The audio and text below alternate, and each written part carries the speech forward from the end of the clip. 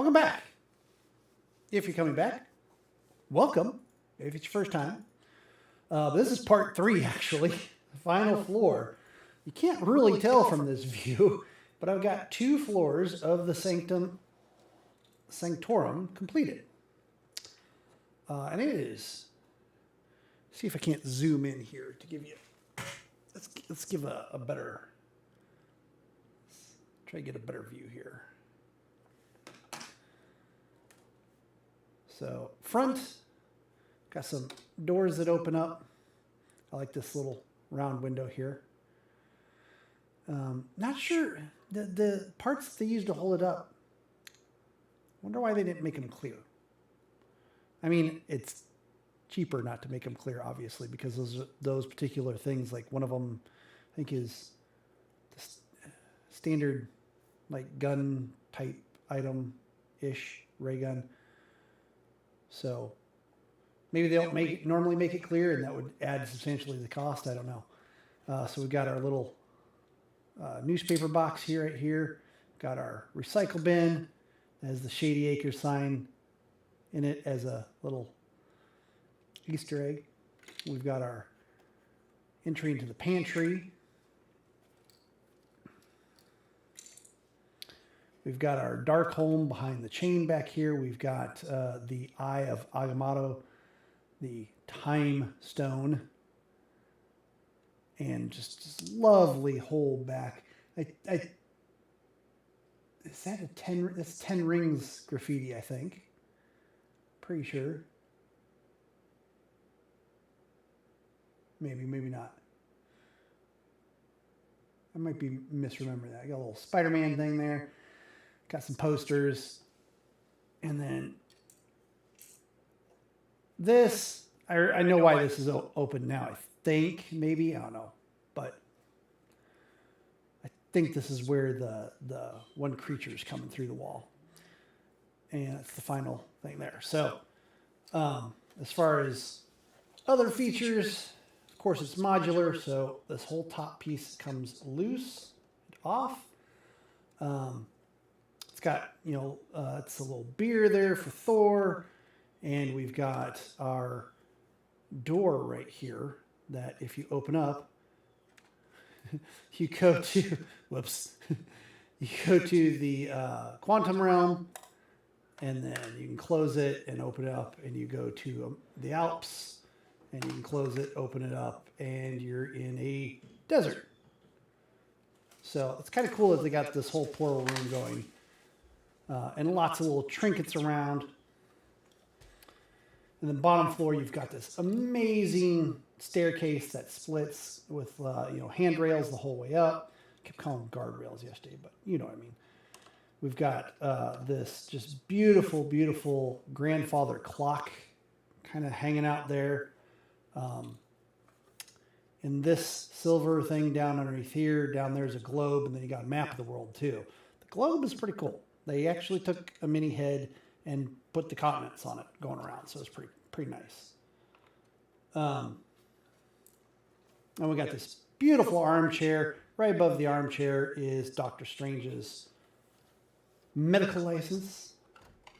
We've got this little thing that hides beneath the second floor. That's kind of this hidden little nook, and it says Wong stuff, secret, stay out. You might be able to see in a second. The top camera doesn't focus as well as the front camera does. Front camera focuses real well on this type of stuff.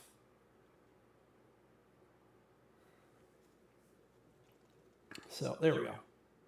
So all of that comes loose. That actually allows you to access the pantry area that's got the fridge in it and everything. Little cell phone sitting up there. So it's kind of cool that that's in there like that. So that is kind of where we're at right now. And we are about to open up bag number 14 of 18 to continue building the Sanctum Sanctorum. I'll probably zoom out a little bit. We might be a little close. I don't know. We'll see. We'll change it as we need it. Put that off to the side. We've got our build area. And so we get our new next set of instructions out. book 3 for the 3rd level. And yeah, we're gonna start building that 3rd level right away. Bag 18 does create the critter that sticks in the side here. So yeah, 14 through 17 are making the top level. Bag 18 will make, I forgot his name. He's the one-eyed tentacled creature. I have it somewhere. Anyway, so we're going to go ahead and get started. Move this off to the side because we're more interested in seeing what the pieces look like rather than instructions. We've got our small parts bins. Got a whole bunch of crinkling. I don't know if it counts as ASMR if it's that loud, right?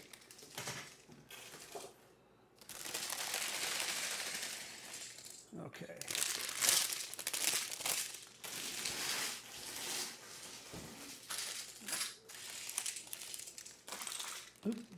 Throwing pieces around. I'll sort those out in a second. Looks like we're going to use some of our big pieces that were in the... there was an ancillary bag that had 2 of these larger pieces, as well as all the magical effects. So all the magic was contained in a small bag within that.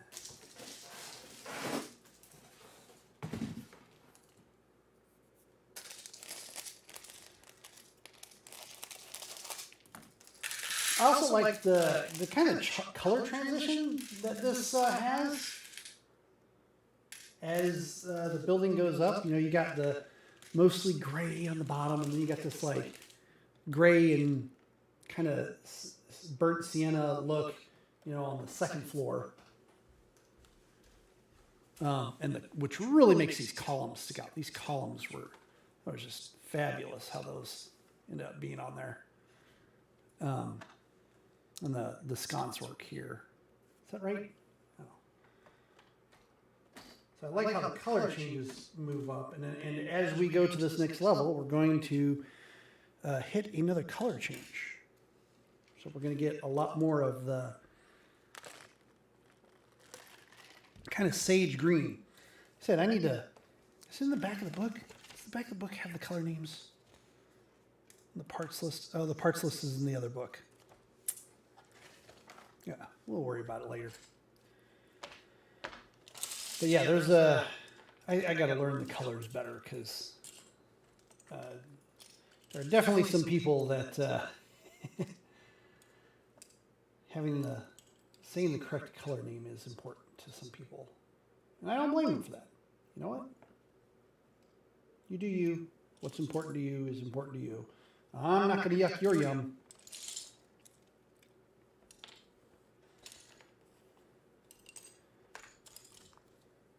Just like some people don't like to know. Some people don't like this. Some people are like, oh, you're wasting your time. Why are you doing all this? I'm going to put the windows in, though. Because that's always a pain for me to get these windows in. And that way I don't have to pause when it's time to put the windows up. But it's like, why are you organizing everything and you just pick out the parts? Yeah, okay. Sometimes I do. Sometimes I don't care about it. Sometimes I just pick out the parts.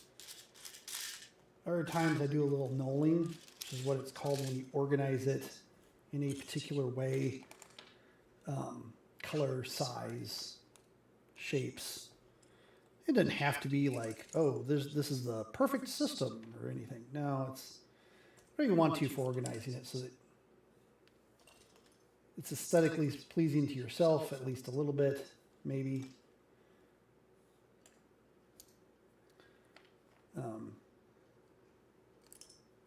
And it just makes finding the parts easier, right?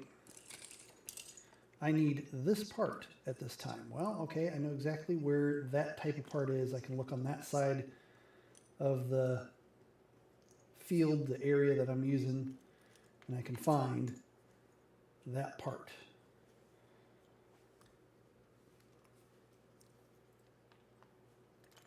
And you can do as much or as little this as you like. Some people don't want to see this at all. Other people, actually, this is kind of stress relief for someone to even watch happening. I'm not the best of it. There's some things I'm like, There's only so much organization I want to do with some of this stuff. Anything more is kind of too frustrating, takes too long maybe.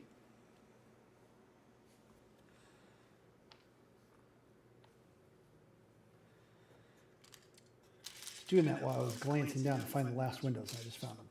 So it was kind of very helpful.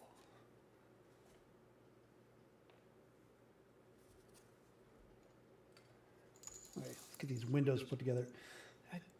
These windows, man, it's nerve-wracking for me to put these in because I'm like, man, I feel like I'm going to break the piece off. The amount of pressure that I have to, for the small ones at least. The larger ones going pretty easy. The smaller ones, I feel that I'm really pressing hard. I'm like, I'm going to break it. Haven't broken one yet. And there's a lot of these guys. Especially some of these smaller ones, but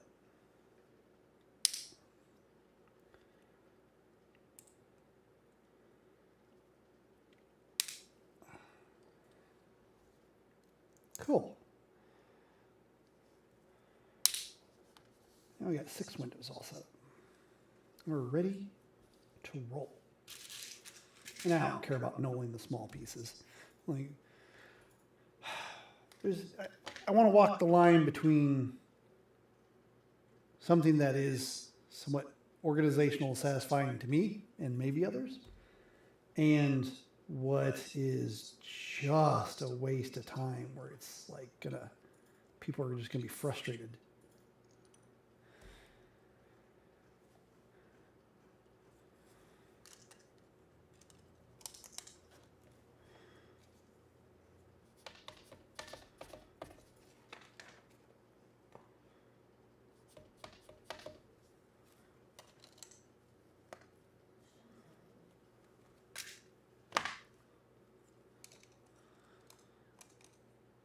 No. Smaller piece. There we go. Pick the right piece.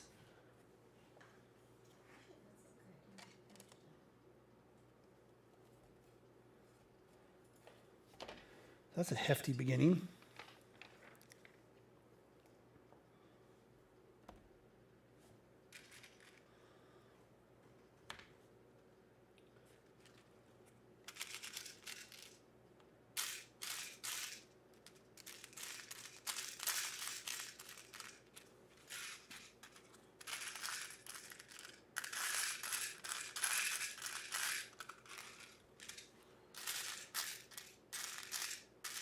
Example of why sorting some of the stuff out is useful is because like you got like this one itty bitty little piece you got to find.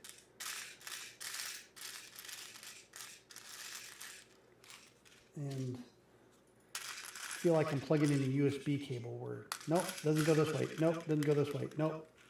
There we go. Now we got it.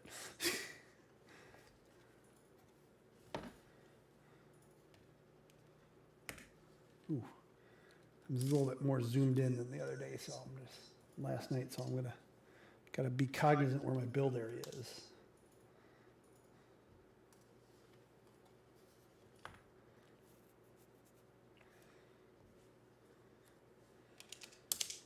It's a pretty reinforced base that built here.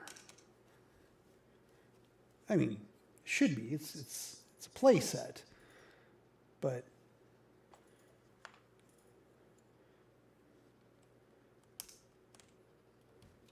it's also good for you, the audience, to know that, yeah, this is a solid set.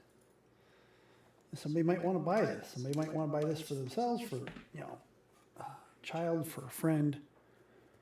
And knowing that it's a good play set is pretty important, I think. Knowing that it's well put together and is going to last.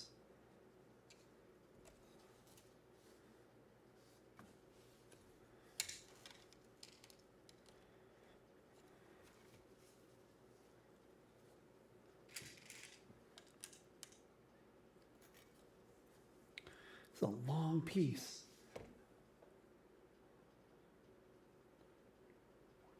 2x16. Holy cow. That is a monster piece. There we go. So we got what clearly is going to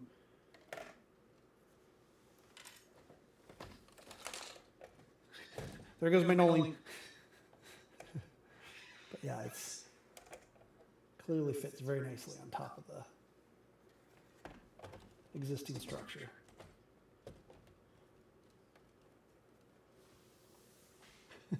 Let's just shove everything out of the way. I should have had this stuff further up anyway. So we need some build area. Okay. And this is going to go here. Kind of figure out, fill out more of the floor here. Well, this is probably going to go over here to a trap door or something, isn't it? Yeah, that's going to end up over there somehow.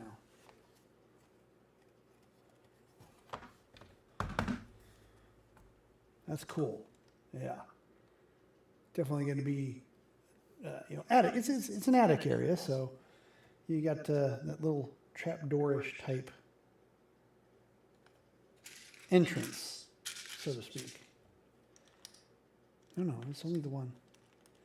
Then you do that. Then you do two of these.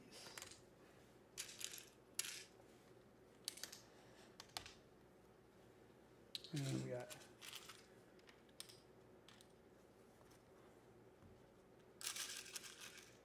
there.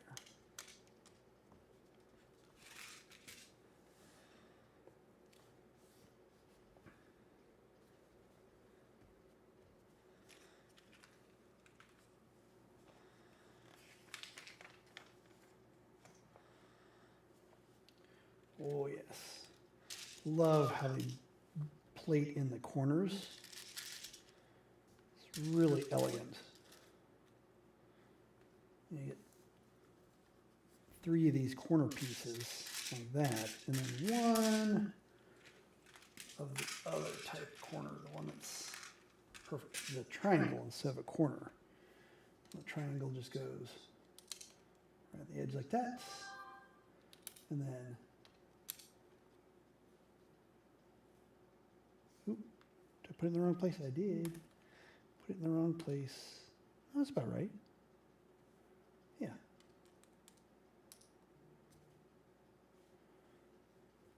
Oop, I did put it somewhat.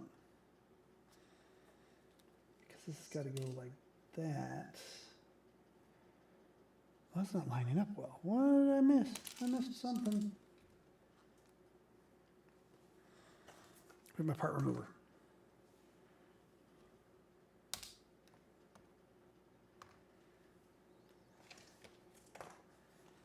There it is.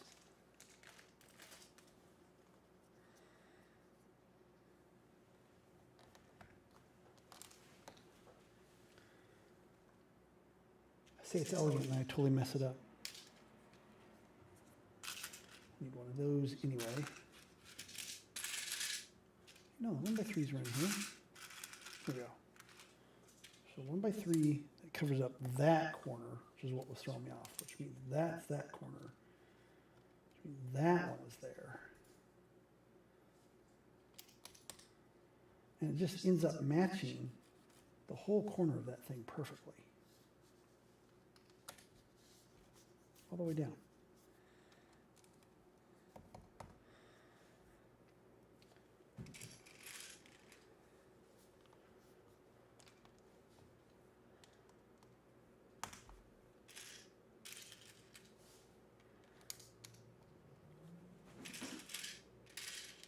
There we go.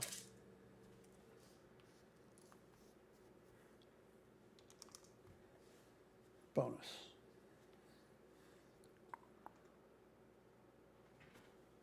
Ooh. Why is the cam microphone showing up? That's going to be some weird double echo. There we go. Whew.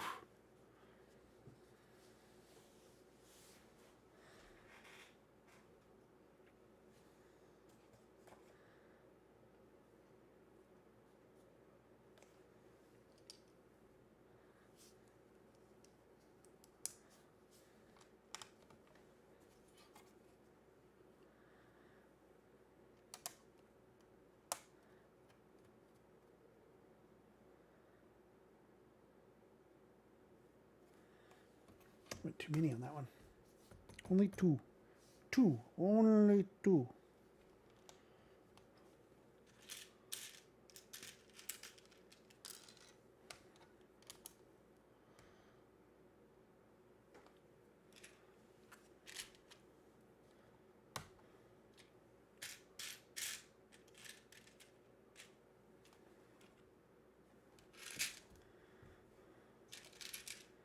There we go. Now we've got excellent floor with the ability to have our little trapdoor entrance. Very nice. In fact, the trapdoor is the next thing we're doing. So this specifically goes right here like this.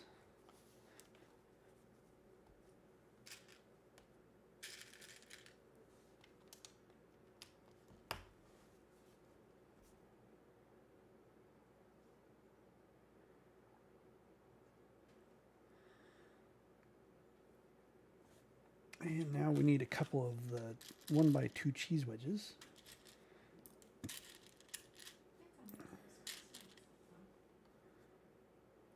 So in this nice, again, sage green, just a wonderful color here.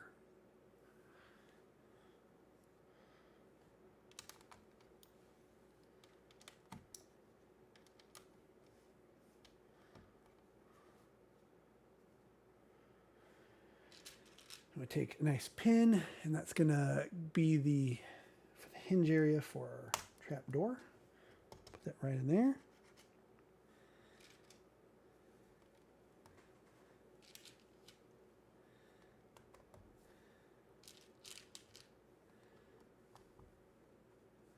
And bonus.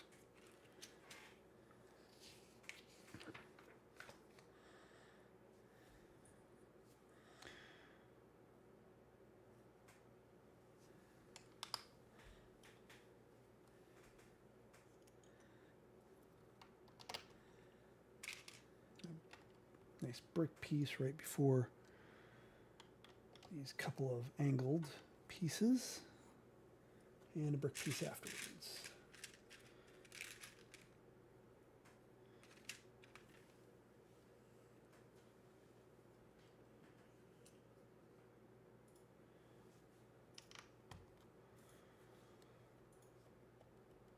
Oh, that's cute. Okay, so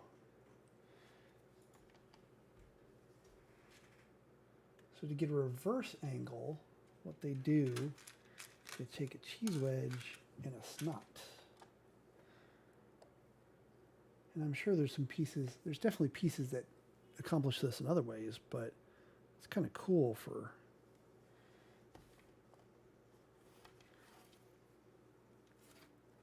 kind of that nice angle right there, which complements these ones over here.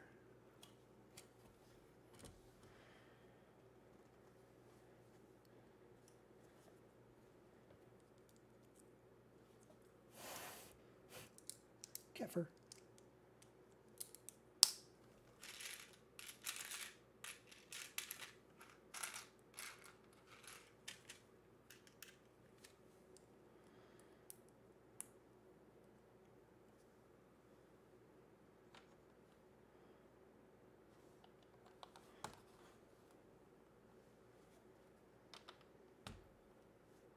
And another one of those interesting angles at the end there too.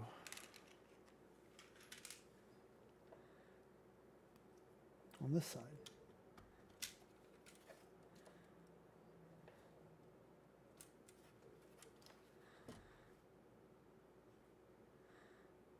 And we're caught up.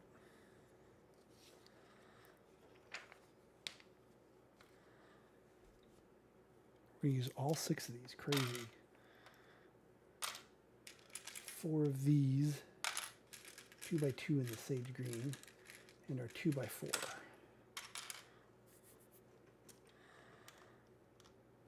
Are we going to put those angles on each of these? That'll be interesting.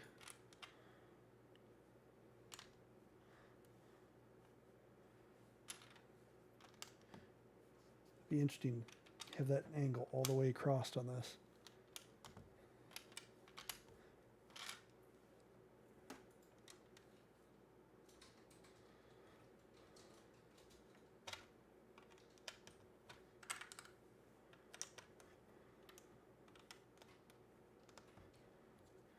Oh, no, those are for the windows. The grates go on that for the windows. These. We'll have 2 of these on each one. They'll be like that. The window behind it. So we'll see that in probably just a minute or two.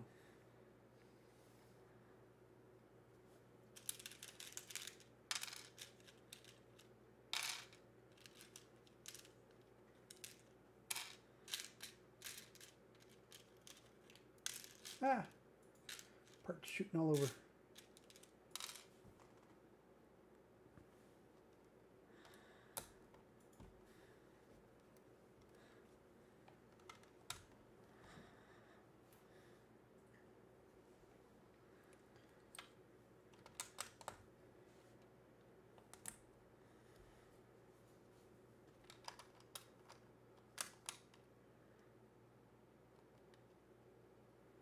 Oh, that wasn't supposed to go behind them. It was supposed to go on top like this.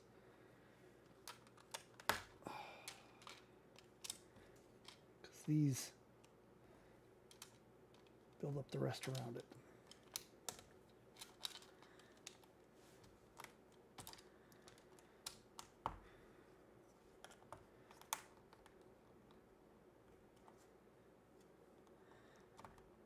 It's easier on the flat plates to use this.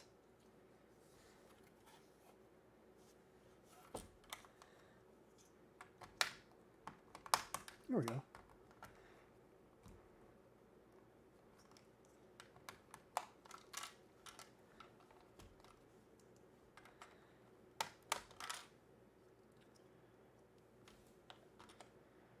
Really happy they made the part remover tool because it actually works pretty decent. If I use it the right way, of course. There we go. Now we got those in the right place.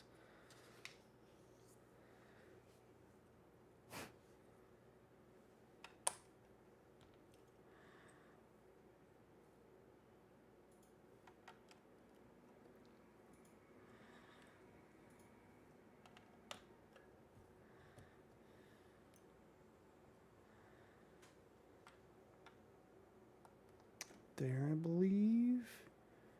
And right there.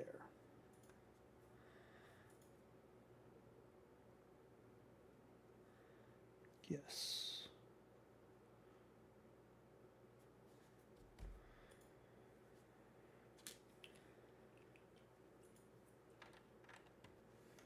Definitely some interesting shapes taking place. So it's really, we know this is the attic and that's going to be sloping up and everything, but it's interesting to see, you know, some of this shape take place like that.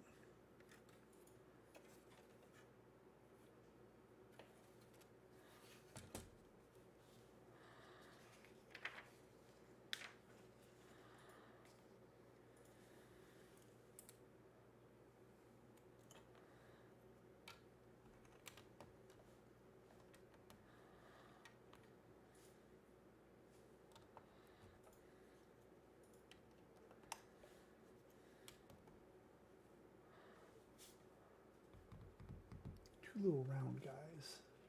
There they are.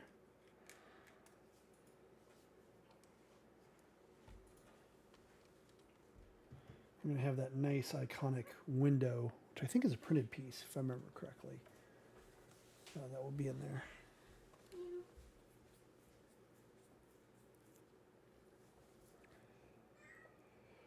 Now we're getting some of the windows. So yeah, put the windows there.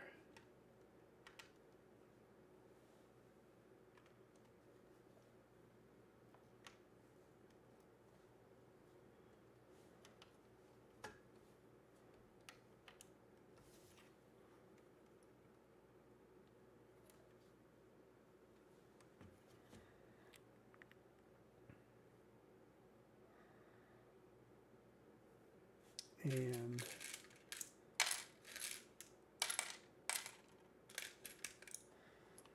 locking them all together like that.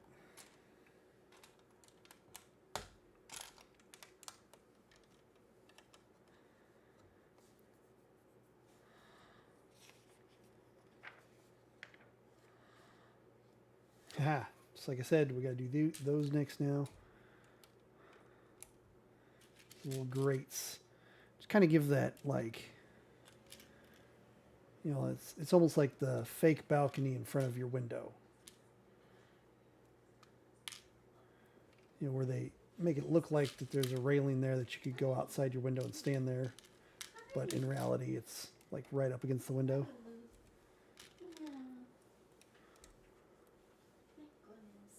Why did I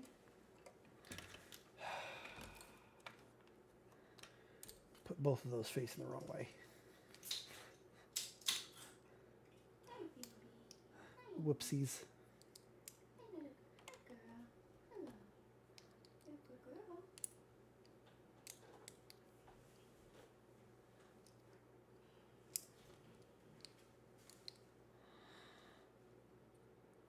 Wait. No, that one was right.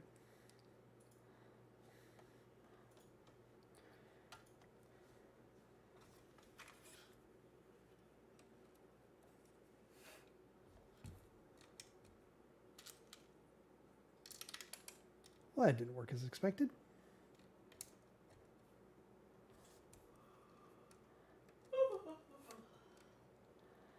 Wait. Hold on. That piece is definitely in the wrong.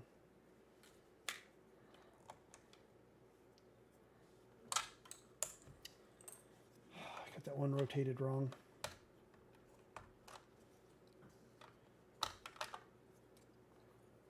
Clearly.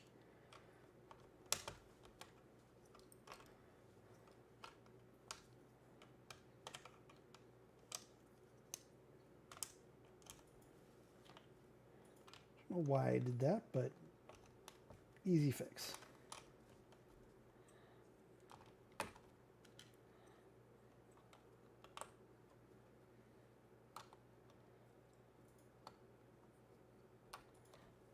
Well, hello, Lucy. Good girl.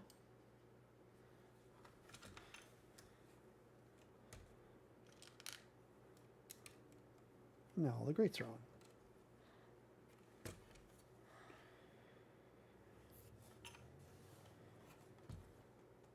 Some nice treatment to these windows right here like that.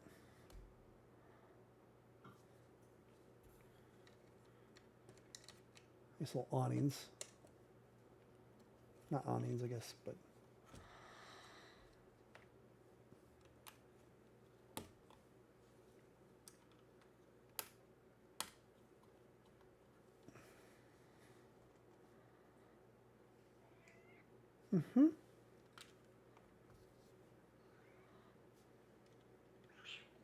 yes, good girl.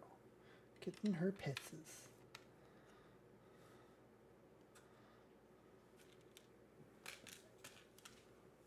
Oop, come back. Ooh, cheese wedge.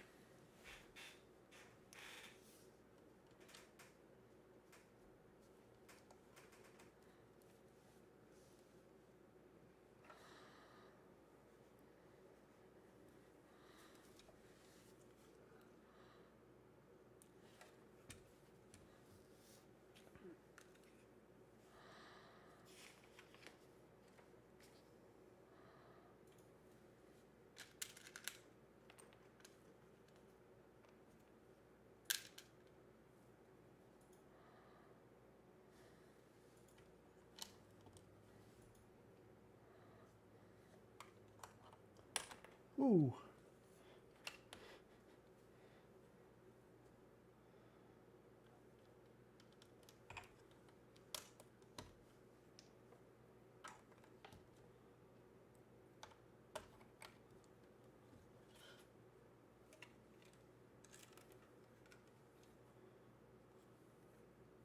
Looks really nice.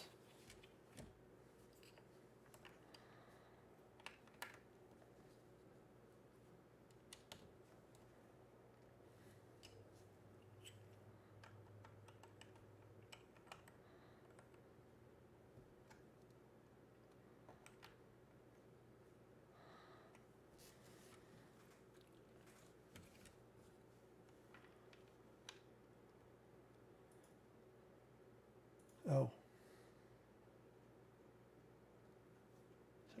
Yeah, that's right.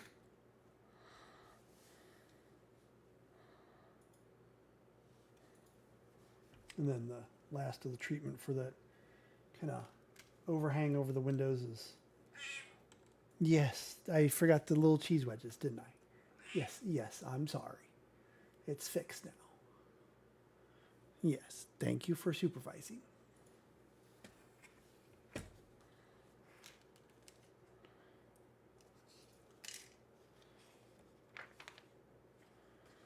Right. Bag 15, which has a cloak in it, because we're going to do Master Mordo.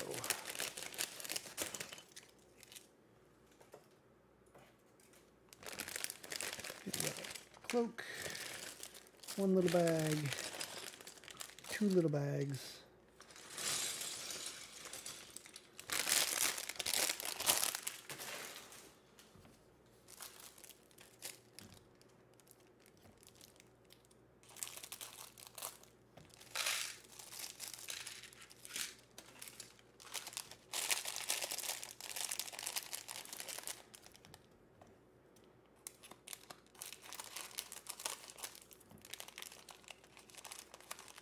There's Mr. Mordo's face.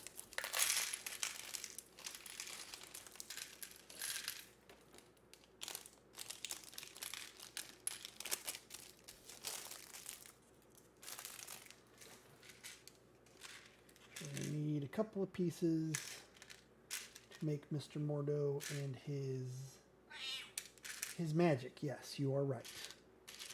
Get the glass for a couple windows out. While I'm looking for the other bits of magic. That looks like his helmet and or hair. Oh, I think the helmet's for something else. That does not look like his hair.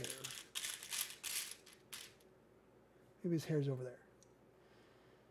There we go. There's the other piece for the magic.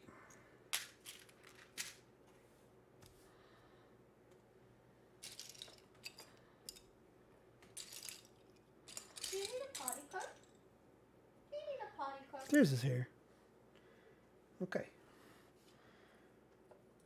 So, Mr. Mordo, Master Mordo.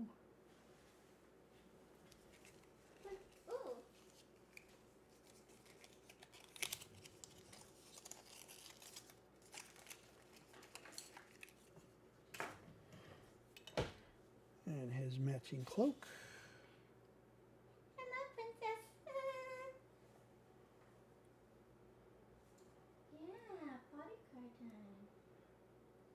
Him with his teeth out, gritting his teeth, as it were. And his luxurious hair.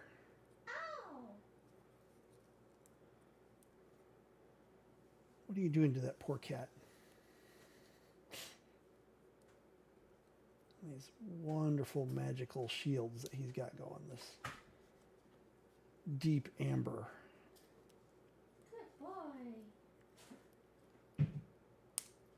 And there you have it.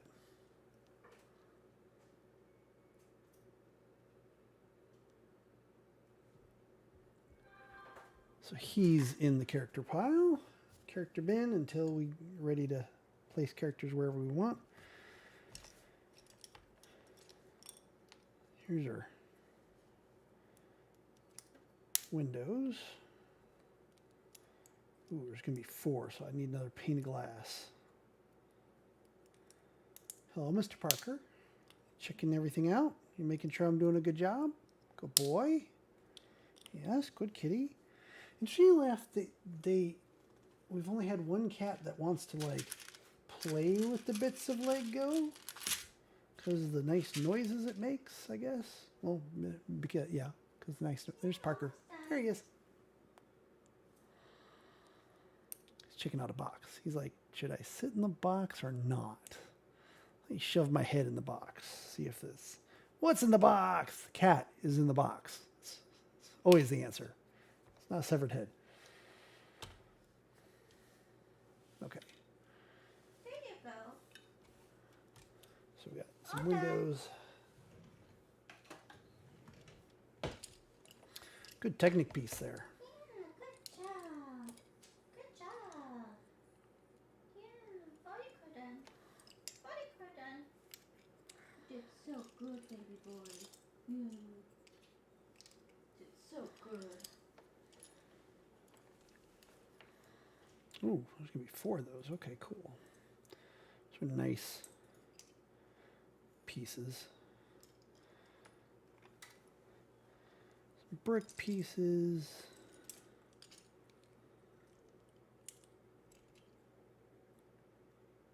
Ooh, oh, that's behind my head.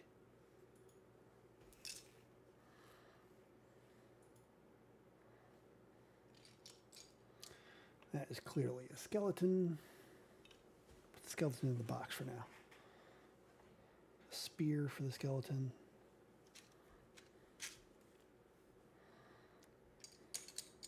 Hello, I see you're back. Oh, just knocked over some of my pieces. Thank you. Thank you for letting me know that those were in your way.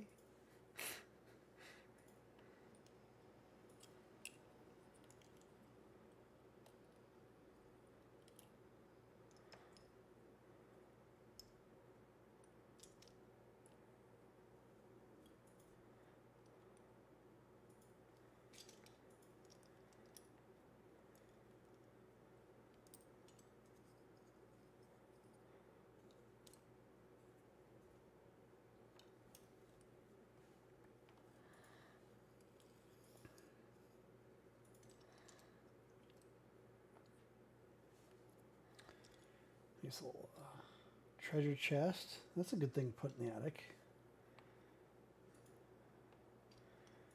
It's Doctor Strange's hope chest.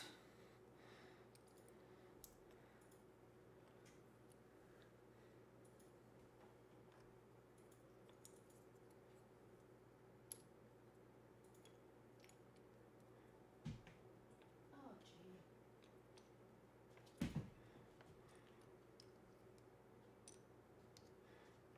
They do that. Stupid bugs.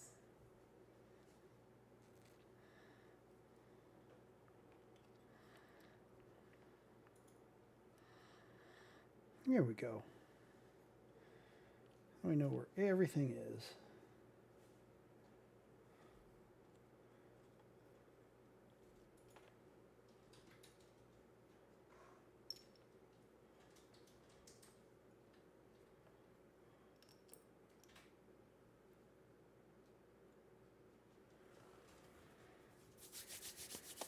Okay, of course, these are small ones over there.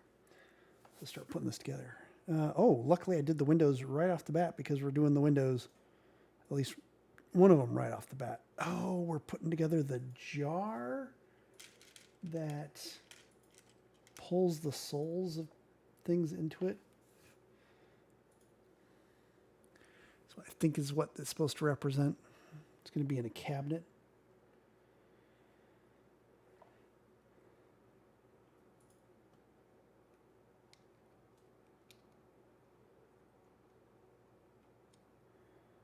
Just setting in there.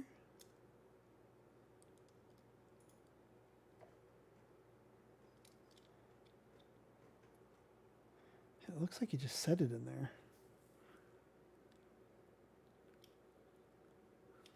Little display cabinet, so that's nice.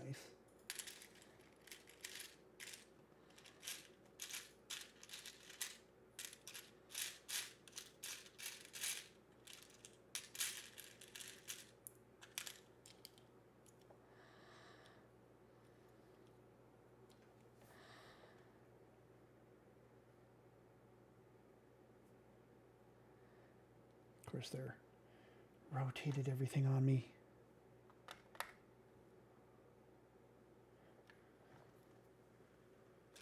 We'll rotate later if we need to, but right now we're fine.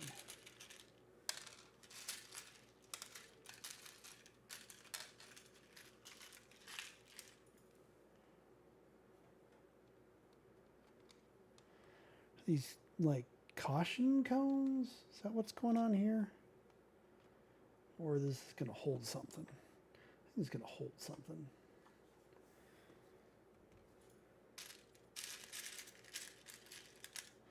Maybe this will be a railing around it. That'd be kind of cool.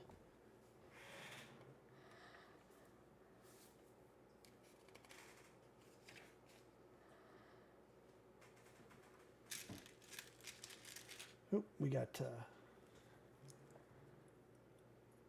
a display for one of the helmets.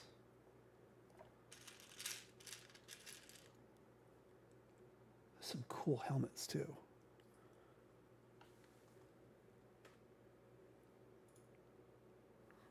I need to make sure I can see things properly. There we go. You'd be able, so I can see stuff too. So that cool helmet's going to go right about there. Right about now, Funk Soul Brother.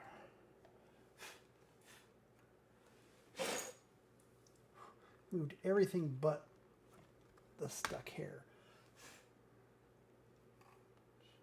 I think it's cat hair in this case.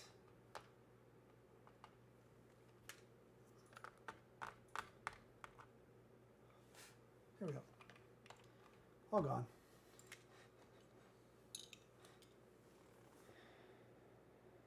Ooh, the umbrella stand. Cool. So we actually do have the umbrella stand represented. That's nice.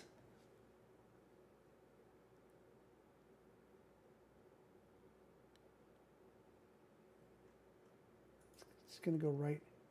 They took this, which I assume is a Technic piece, and they just put the umbrella right into it.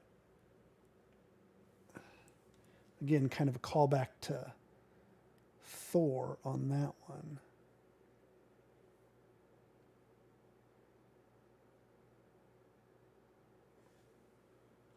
That goes right back here.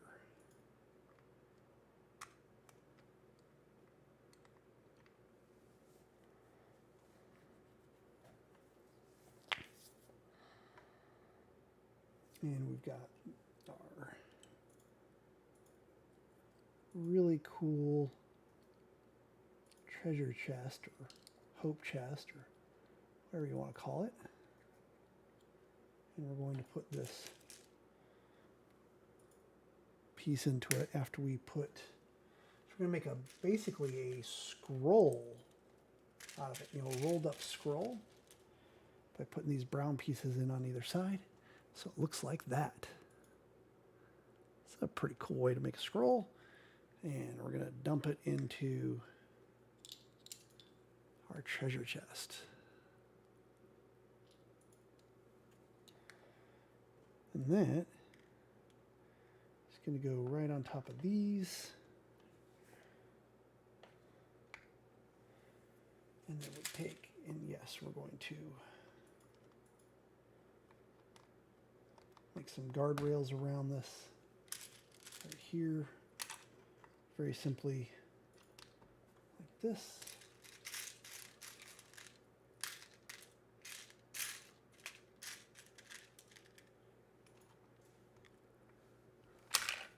Yeah. Things aren't locked in yet. Got to be careful how you picked it up.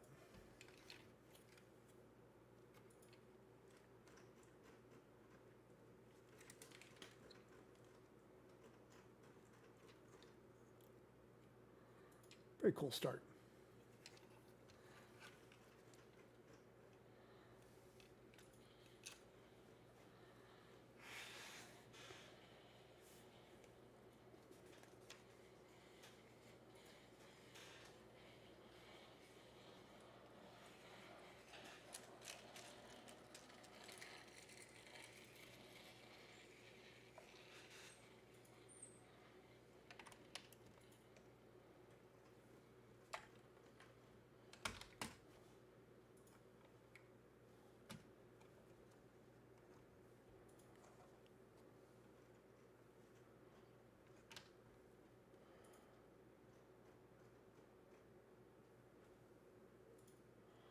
So a lot more wall pieces this time, so we can build the wall up a bit.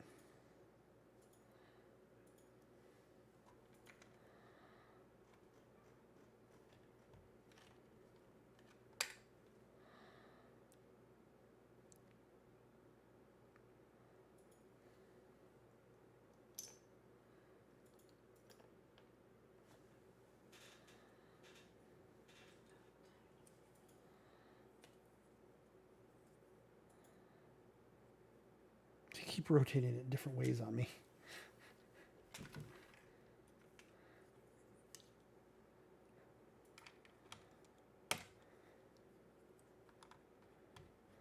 Oh no, that's gonna down here. That's gonna be right there. And then we're gonna make something to be able to hook something into. So we got these two grabby pieces that are gonna be facing towards the inside, but we need to make it 1 brick tall. So we get these little round pieces on it to give, which gives a little texture to the wall. You know, which is kind of neat. Could have just done flat pieces. The round pieces give a little extra texture to the wall. It's like that kind of attention to detail when the designers work on this is really neat, nice.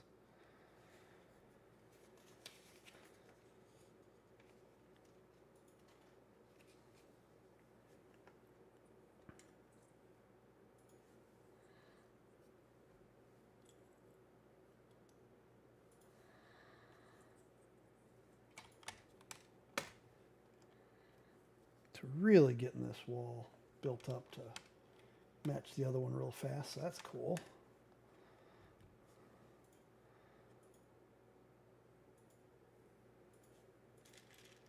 Another snot, little snot right there to get something facing on the inside, perhaps to mount something in there. Corner piece to really lock down the corner. A little bit more brick facing. Some more snots for the inside. So we're really getting, for the inside there, we're getting a whole bunch between the snot there, those, that one. We're getting a lot of things that stuff can be mounted on the walls.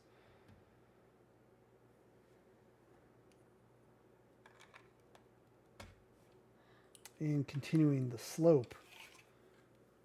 We're continuing that slope of our, look at this brickwork. That just works out real nice.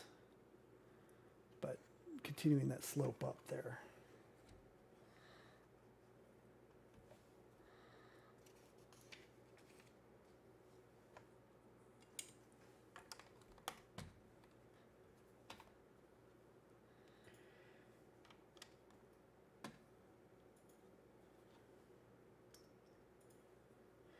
It's like, okay, well then they got these smooth areas and then they got these brick areas, you know, why would you do that? Well, I mean, it's kind of the concept of an older building that it probably had brick and then they kind of like almost plastered over it, not plaster because it's exposed to the outside, but similar where they put something over it to fill everything in and make it smooth. And then over time, it kind of wears off some of the bricks. It's kind of what I'm getting the vibe here of this.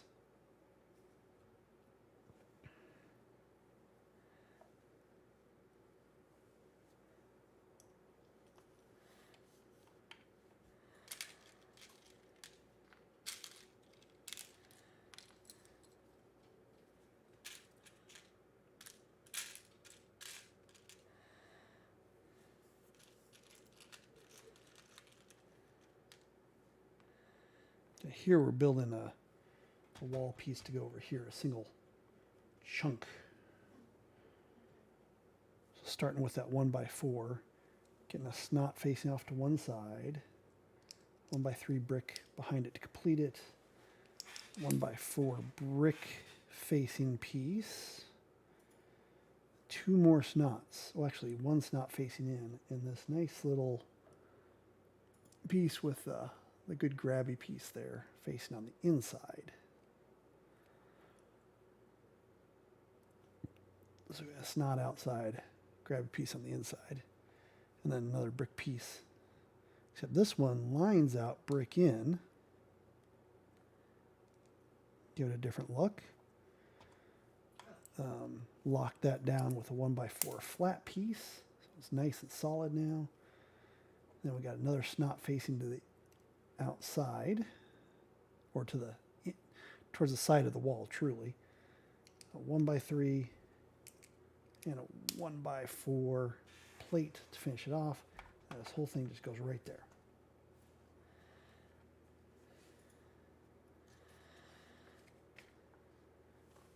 And then we're going to fill the rest of this in with this other part, which is going to be this piece, 2 of these, this interesting piece, which is a 1x4 plate, but with a pin going 90 degrees down, of which we're going to have kind of a light looking fixture. Yeah, so we're going to have black cone attached to a clear dot, 1x1 dot. It's going to fly out of my hands before I can show it to the audience. There we go. So it's going to be like a street lamp.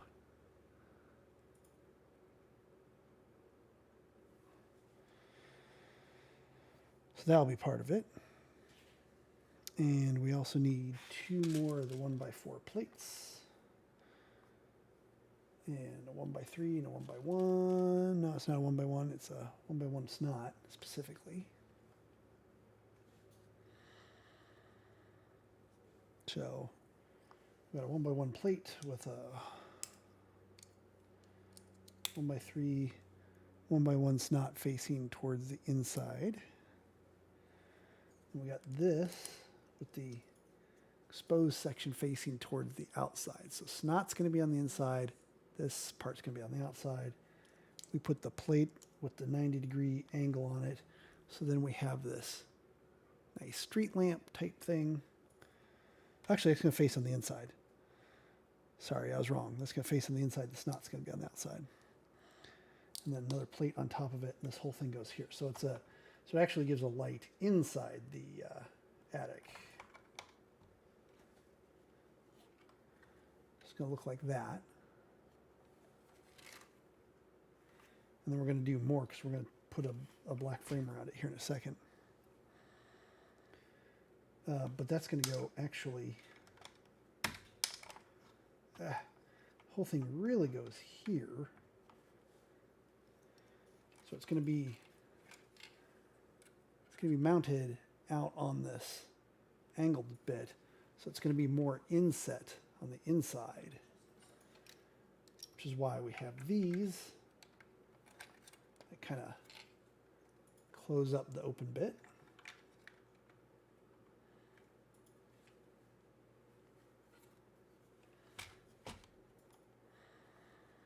Because once that's in place, then we take the black frame here, and the black frame goes right in there like that. So now your little lamp looks like that. It's a pretty cool little lamp.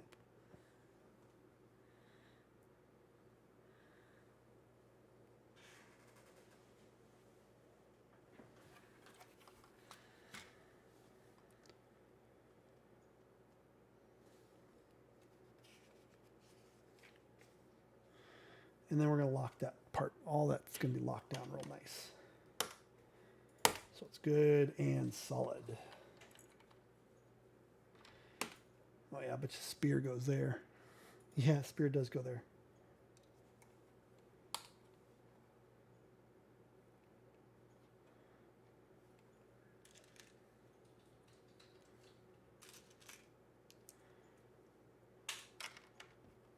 Something else will go there later, but that's fine.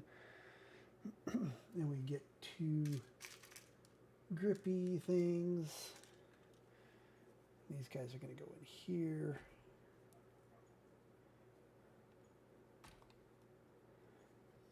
Right into these snots goes 2 little grips. There's that spear. Finish locking this stuff down. Gotta get our corner again. So now our wall is really, this whole double wall here is really solid. This is solid, solid.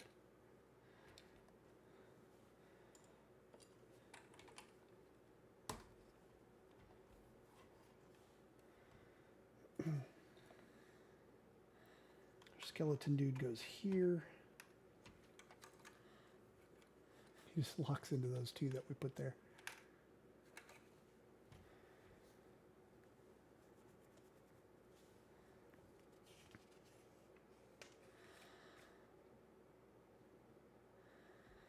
So one, we're going to make an axe.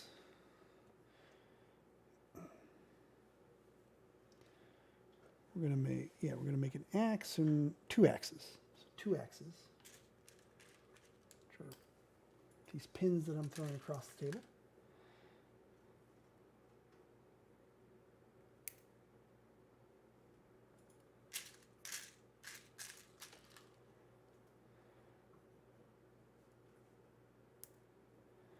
So we got these nice little axes. And those are going to be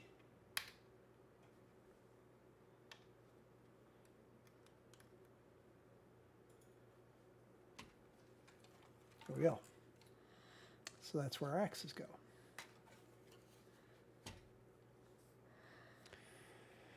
And then we're going to make a little lamp that we chain down. So we've got a chain to which we're going to put really what it looks like a chalice on top of it, but it's going to be our lamp. And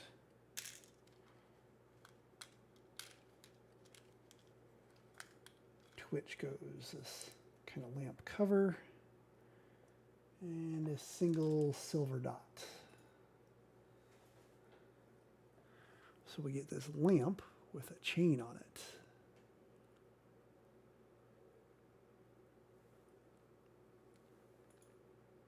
There we go, much better view. So that lamp with the chain is going to go here, and it's going to be chained down to the floor right in front of it. I guess so the lamp doesn't escape? I don't remember a lamp that's keen on trying to escape in the movies, but I could be wrong. I don't like how that clicked in. All the links are all solid.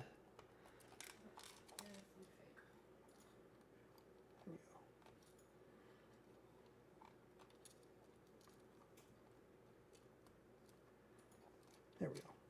Much better.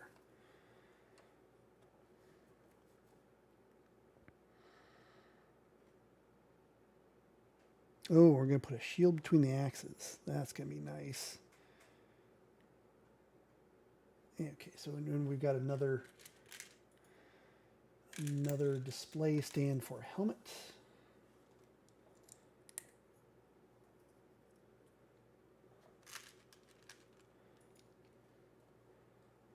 Where's my other helmet? There it is. And this is more of a samurai type helmet.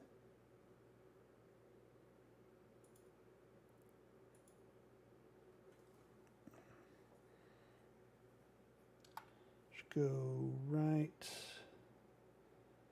there. Yeah, right there. And then we got a shield, which looks fantastic. Look at this thing. Look at that thing. That has a nice shield. And create its display with this cone piece. Put a single silver dot on top. And then the shield. And then that goes right into the 2 dots in between.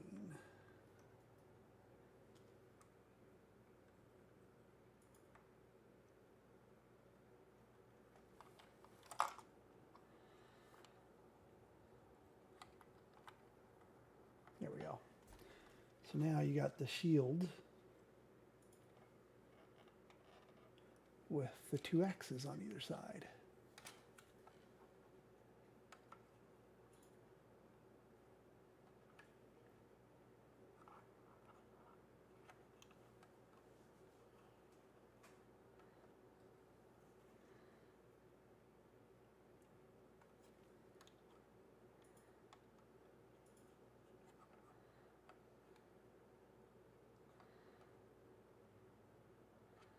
One looks shorter than the other. I think one is shorter than the other.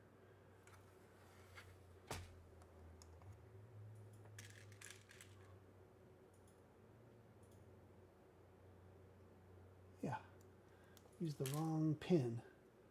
One of them's actually shorter than the other. Yeah. Maybe not. I don't know. There you go. Axes either side of the shield, so that looks cool. Oop, I forgot to put the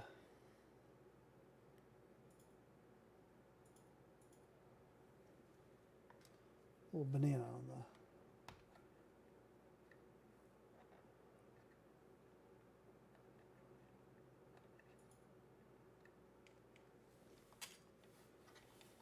samurai helmet. Another display case with the gold goblet here with a clear on the top. I did do it, Nice little gold goblet here.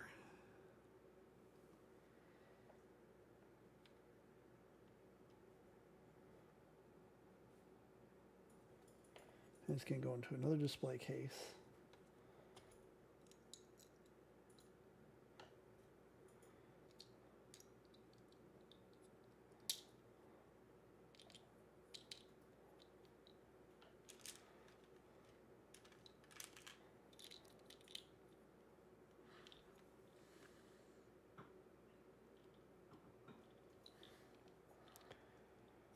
And that's going to go right there. It's got a lot of good display cases.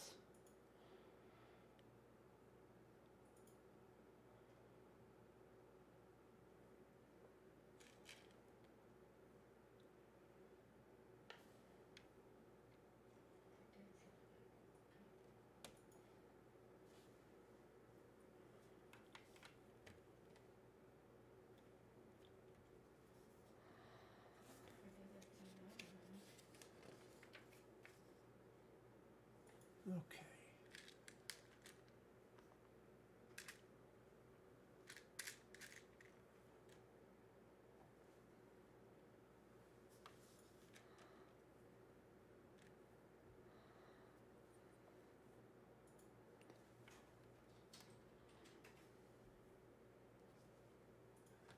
Interesting. Building this up like this. And on the other side, we have a snot with two 1x1 plates on top of it. Snot facing towards the back.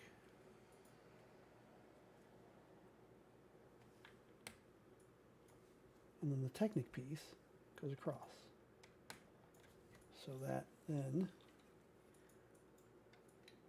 like that.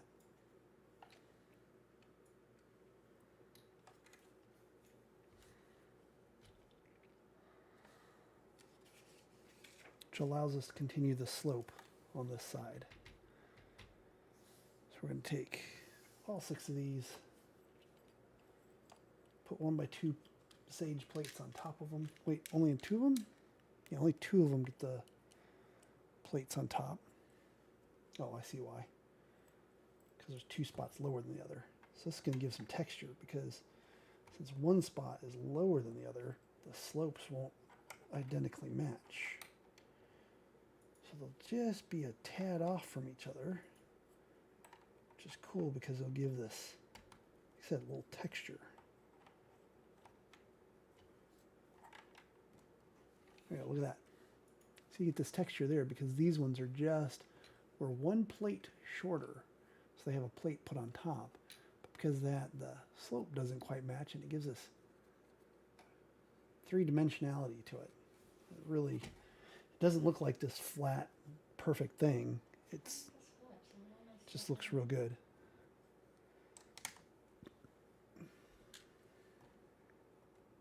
Oop. Sage one there. Gray one here.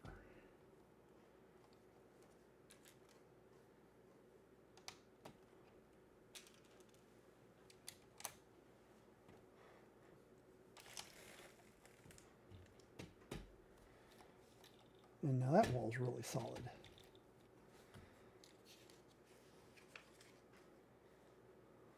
Oop, time for a sticker. Sticker's going on this, number 17. We're almost done with these things. one left on one sheet, and 1, 2, 3, 4 left on the other sheet. 5 left on the other sheet. 4 after I take this one off.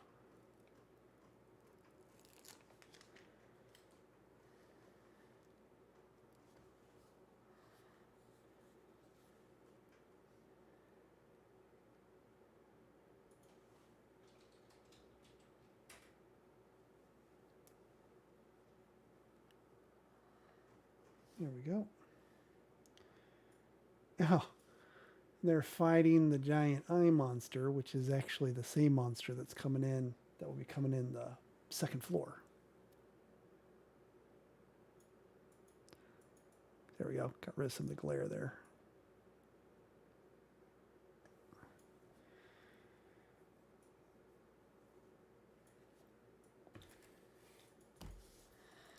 It's just going to go right on this whole 2x4 snot.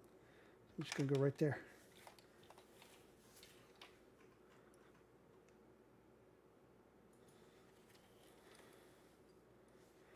Now here, we got these snots. To kind of get that corner, could be using these beautiful pieces. So we're going to use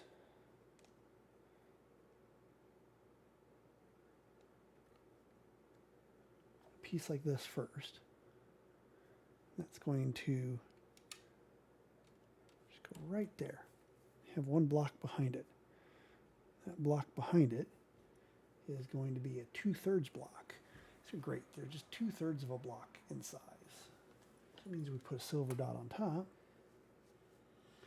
And now we got one block in size. And that's going to go right behind it. Then on top of that, it's going to be this big piece. Above that, it's going to go this piece. That's going to give us, and then finish it up with a piece right there. That. And now we got our corner.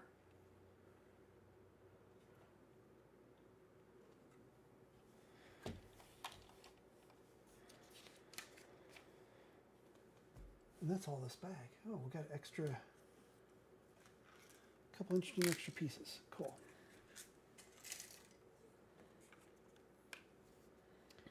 Bag 16. We got 3 bags left. 16, 17, and 18. And 18 is going to be the that demon. I'll look up his name. It's bugging me. This box over here.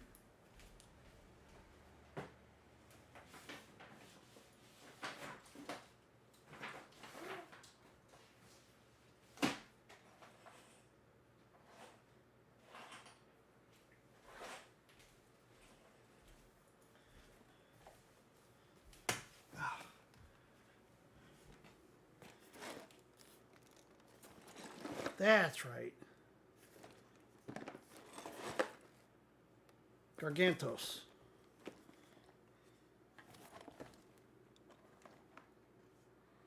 That guy, who I keep talking about. Giant iron monster. Gargantos.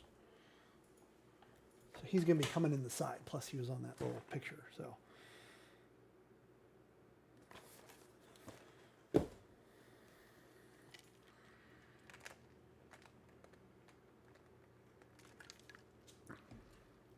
And yes, I got this to go with the whole thing, the Sanctum. Even though Gargantos is coming in the side. So I was like, yeah, well, you know, we're going to have a full-size Gargantos too. But that's for another day. Okay, so one small parts bag. We've got this. This is the main window of the Sanctum Sanctorum. How gorgeous that is. Great, unique printed piece. Like, you're not going to find this anywhere else. And that symbol, the way it's designed and everything is specific to the Sanctum Sanctorum. So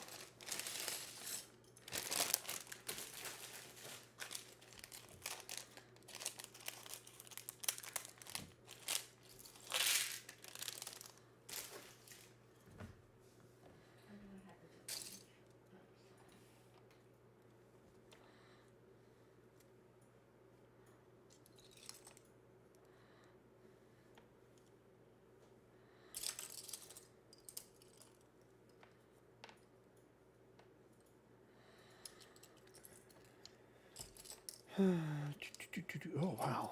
Haven't seen these for a while. I used to use these for rack and pinion steering in the old Technic car model, which I had the original of back in the day. And it's somewhere. Somewhere in the United States that exists.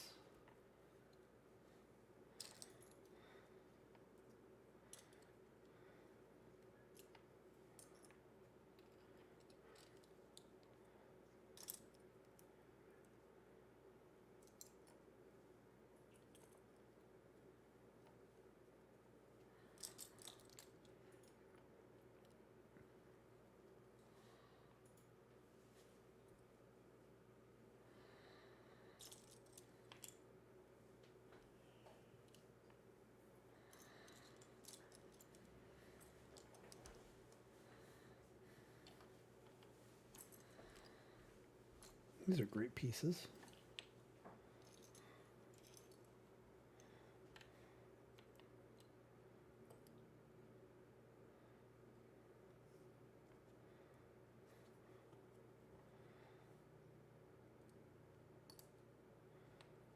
Another one of those 1x4 plates with the 90-degree down.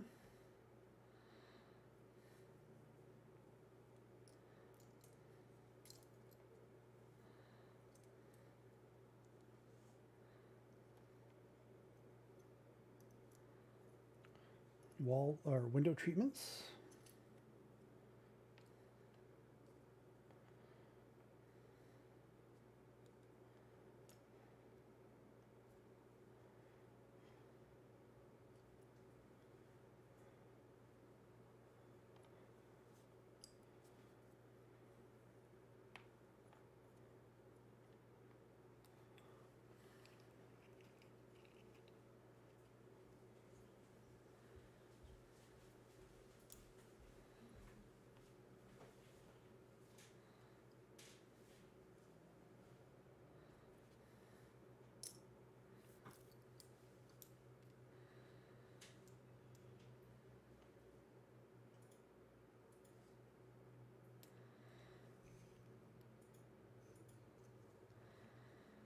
Okay, that's everything.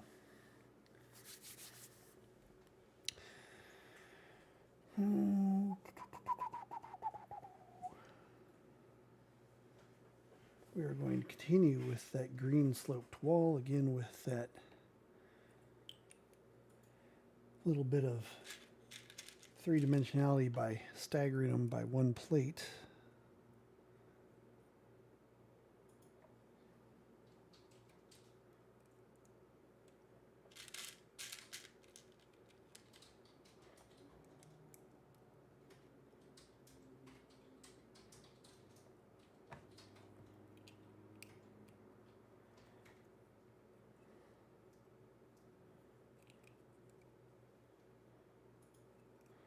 So there's just one plate different from each other.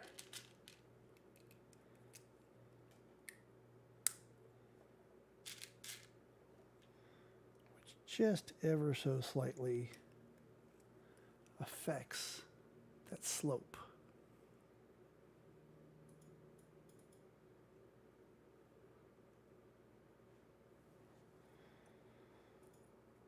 Oh, got another sticker to do. One of these. Number 10. Oh, I think I'm going to be doing another one too, aren't I? Number 10 and number 12. Might as well just do both of those at the same time.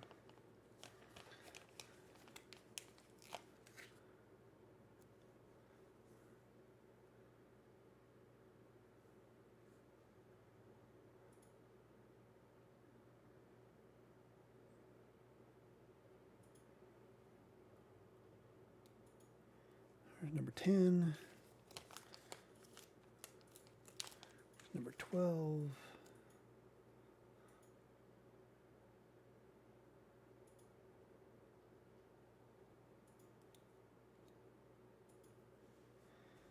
So here's the one we're going to use first. It looks like, I guess, Wong. And that's the one we're going to do second.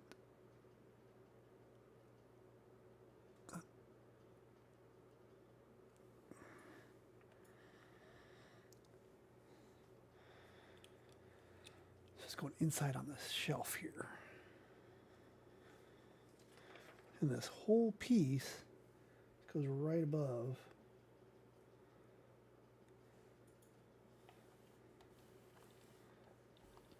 this window. But we've got to do the window treatments first. It's like, why does it look off? So we got window treatment.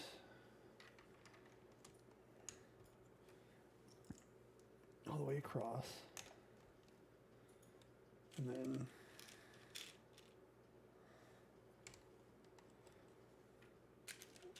cheese wedges right above it for the slope. And the whole thing will look like, see, there we go.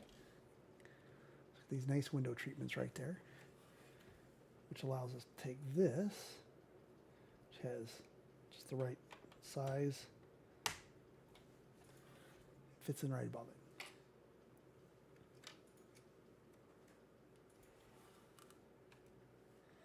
And we're going to do the same thing for over here.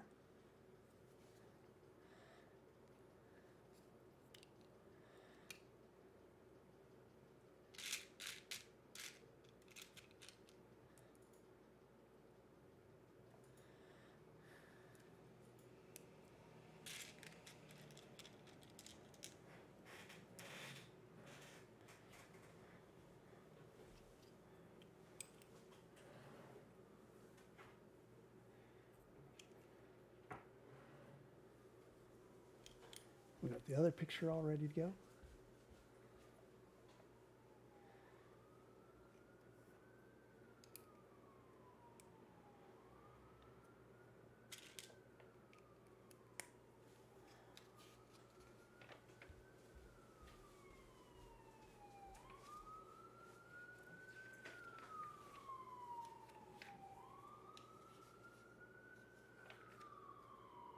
Oop. To do this one backwards. I was following the wrong set of instructions. Small changes. Needed to mirror it.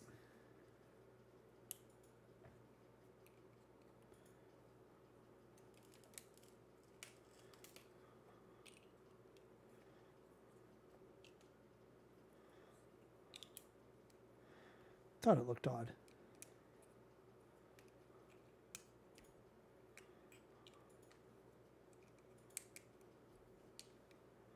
There we go. And that will lock in right there.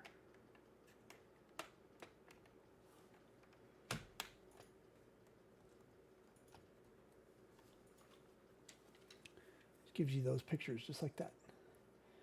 It's also got some areas to put some objects in, so we'll see what happens there in a little bit. No, a little bit is right now. So we've got these areas to hang stuff. We are going to take this basically gold lightsaber. So this is what they typically use for the lightsabers. And one of them is going to have a red bar in it, and the other gold lightsaber on the other side. So it's basically just a bow staff, right? It's not meant to be a lightsaber. This isn't Star Wars, but they use the same piece. So that's one. And then the other one is just a gold bow staff, like this. Training staff. That's basically going to go here, and this one's going to go over here. So they're hanging next to the pictures there.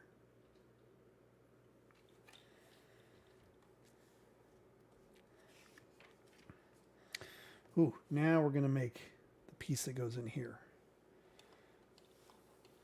We're going to make This is going to take a little bit. Okay, so we've got to start with two of these nice little curvy pieces, either side of them. We're going to put this snot. Right.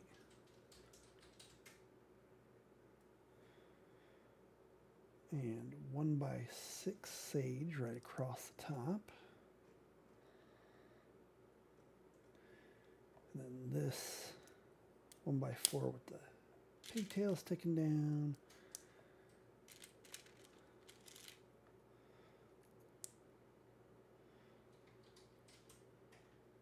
And then we're going to use two of these to start the circle. So already looking pretty good there. So 1x6 plates here.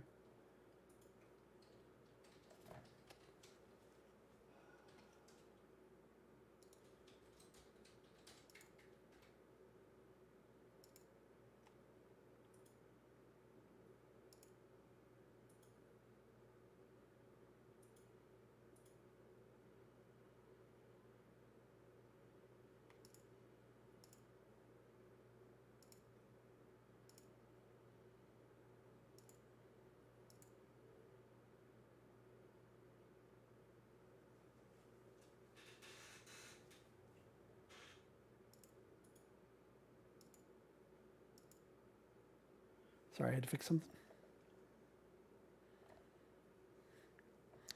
We're going to complete the circle. So it's going to hold our nice stained glass window, as it were.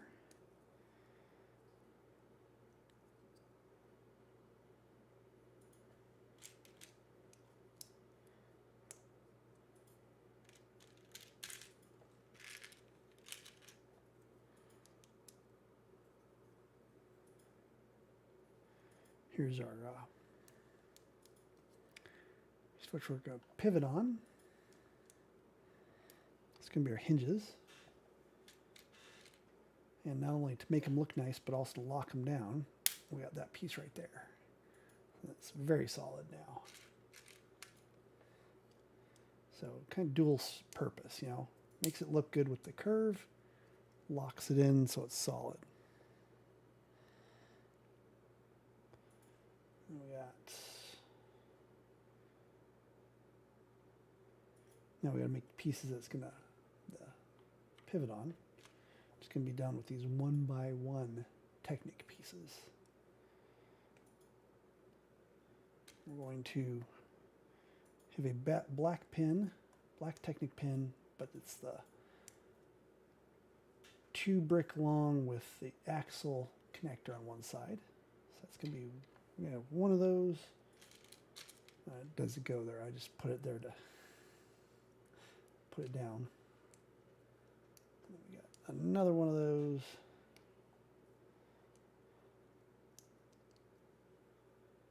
And on both of those, we put a blue Technic pin in. Now, blue Technic pin has got an axle on one side and a standard pin on the other side. So it can swivel on one side, but not on the other. Which means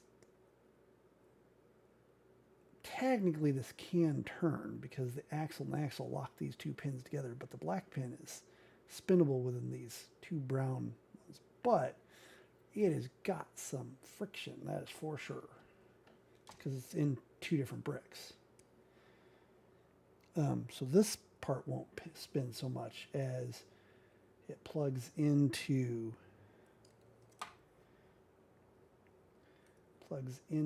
this.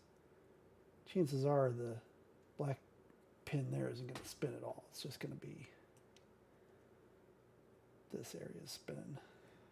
It's got the least amount of friction. So we take this whole thing, and these brown pieces go directly right on top of our pictures.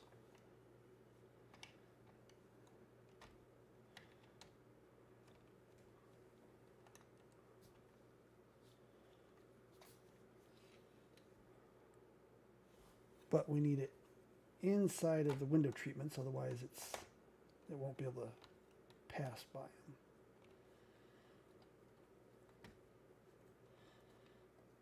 There we go. So it isn't meant to spin. It's just got that so they can have the angle. It's not really meant to open because it'll hit the window treatments here. Which is fine because it's got a beautiful angle that really matches that really well, as you can see. So that's what matters, is that it's going to be sitting there at that angle.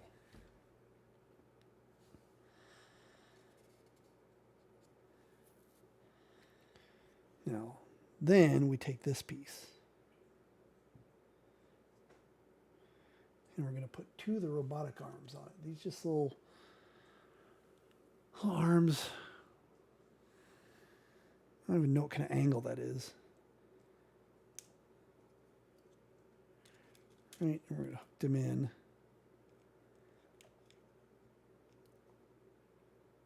There we go.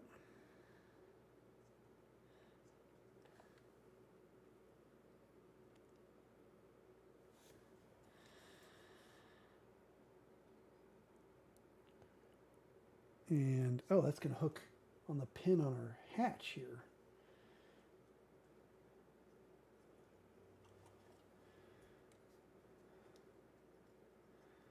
So those, what I thought was going to be for the hatch to go up and down, it's to put the window in place. Oh, I have to do it from the outside in? Yes, okay, so yes, it's going to hook in there, but I want to hook it in like this from the outside. Ooh, that is a fun thing to try to do.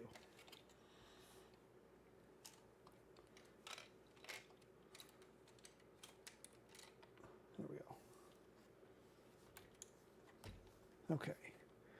So it's very particular on what we need to do here.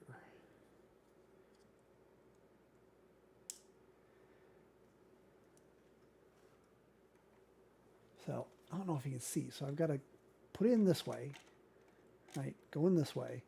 And I've got to hook these arms up to this pin that's sitting here. So now that I know what I got to do, it's like not too terribly difficult in and of itself.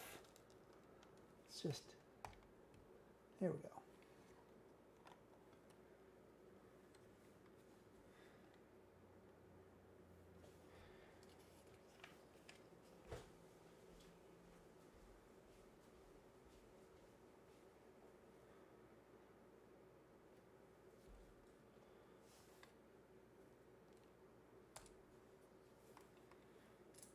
Now we got to like lock some of the stuff in so that it stops bouncing around.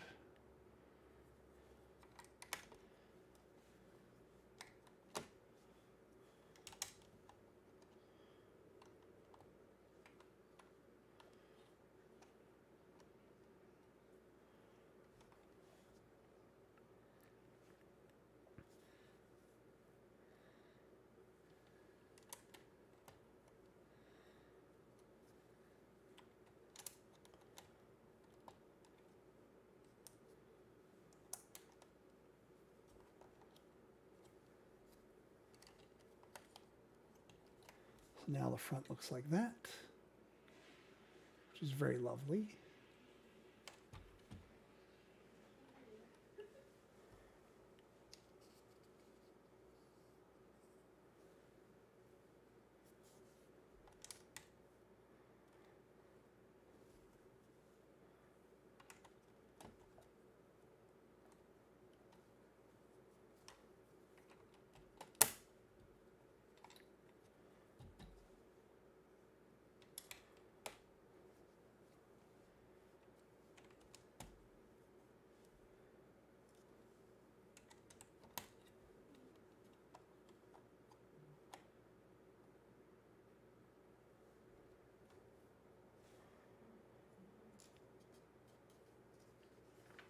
And now we've got all 4 sides locked in real nice. So that's good.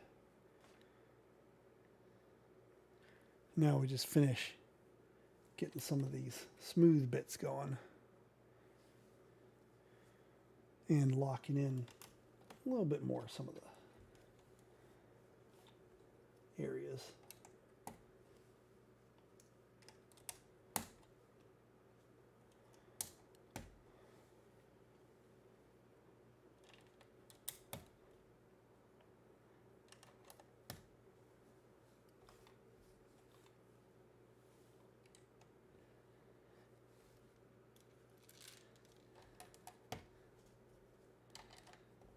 even better locked in. It's nice and solid.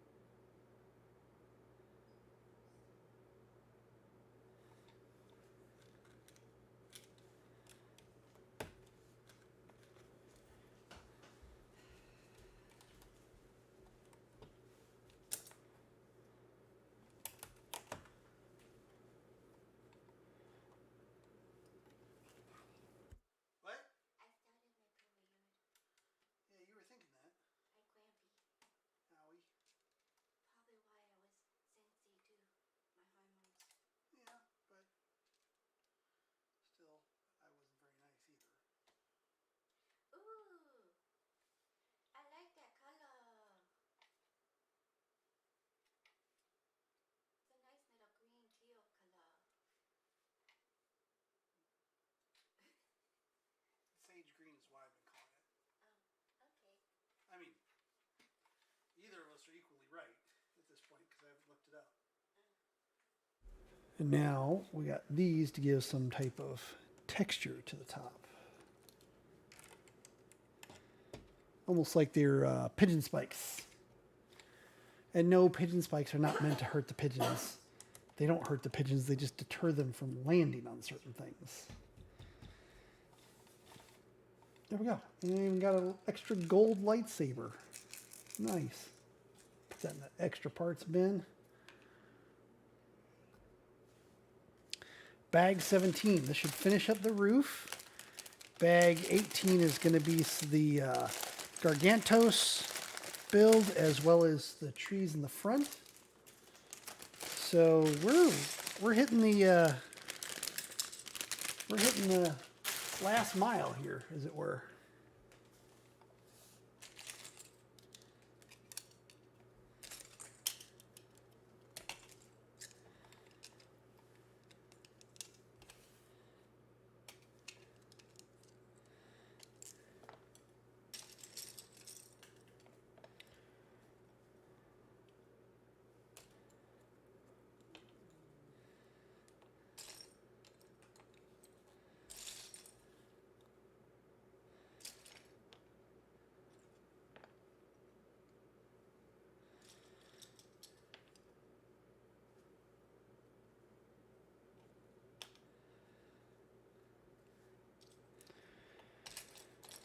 Ba-ba-ba.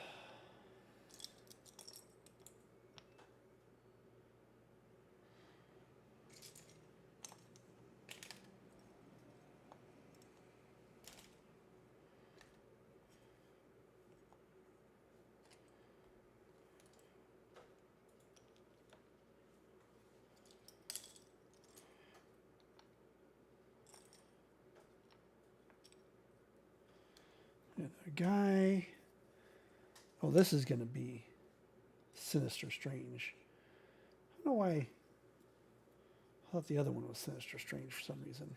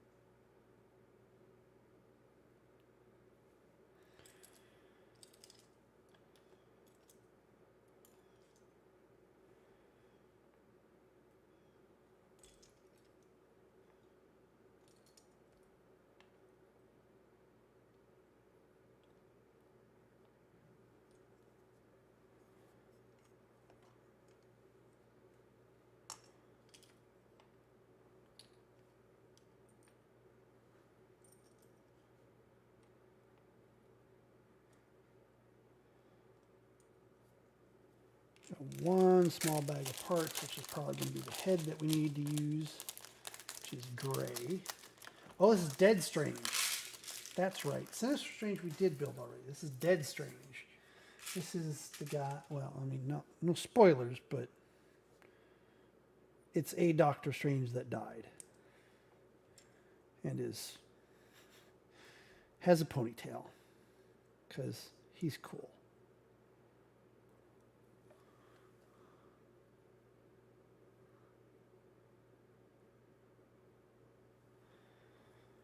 And so he's going to have some purple magic.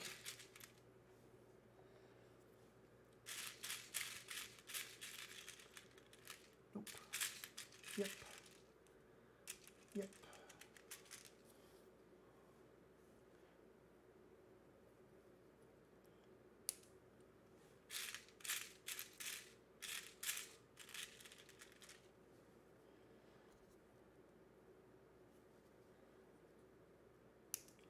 There we go. So he's got some purple magic. Not because he's dead. Just that particular Strange used purple magic before his untimely demise.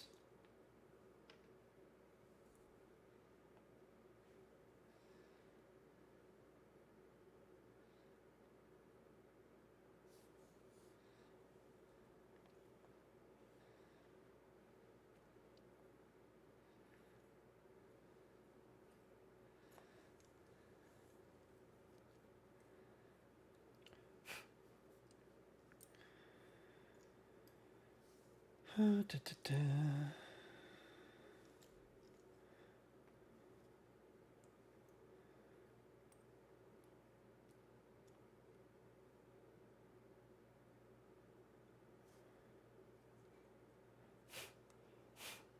Fur, cat fur.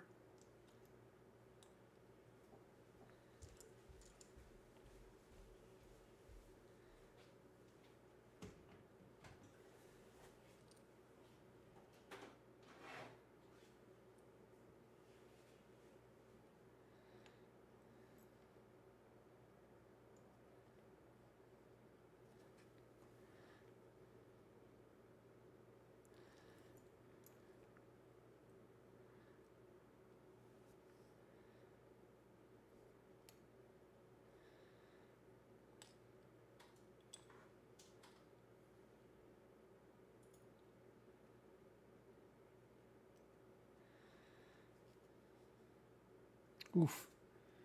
End up with one more of those. Okay. So we made Dead Strange. We're on bag 17, which should finish up this top. Oh, actually, there's going to be a top on top of this. So there's kind of a fourth top, as it were. So we're going to move this aside and we'll put it on the model in a minute after we build this one.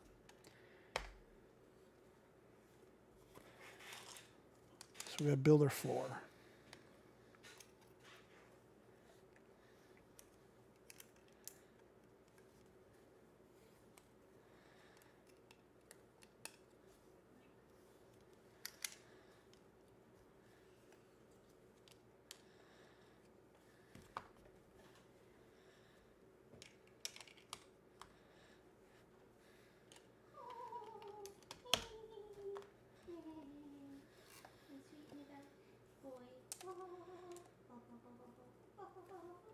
So nice solid floor for this attic, complete attic this time.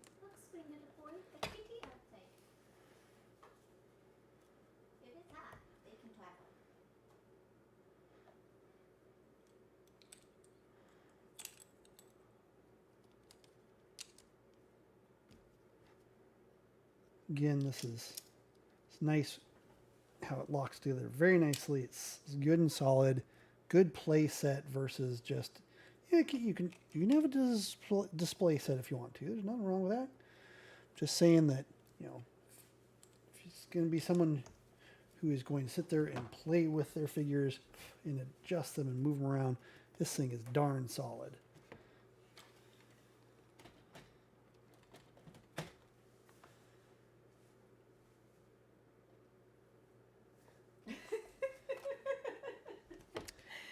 darn solid as my partner tests it by poking it.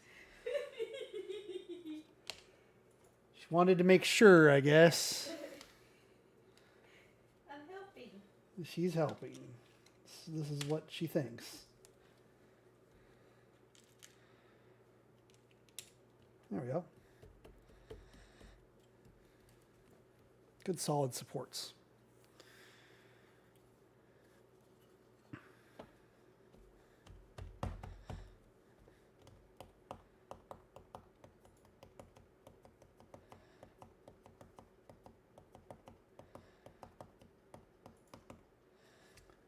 So yeah, I get that the right way. What with that? Clearly. So we're taking this, putting a 1x3 plate on it. We're going to put it over that. Okay. Yeah. Then we're going to have a brick and a 2x4 like that. It's going to help lock it in, and that whole thing just goes right there.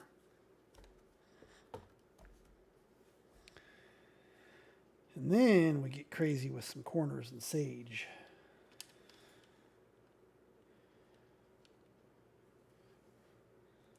Put another brick piece right there. Brick in on that one.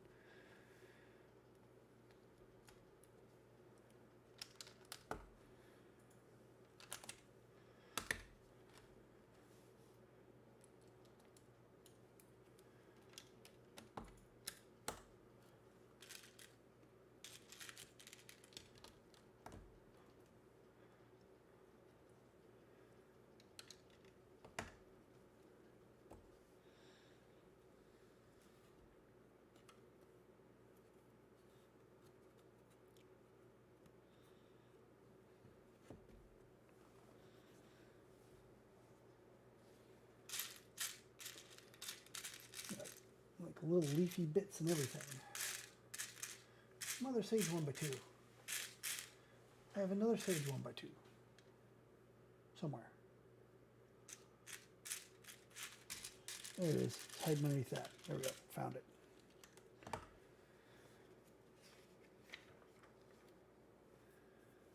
Oh, I have to have a 1x1. Oh, those are always the hardest to find. 1x1 flat piece.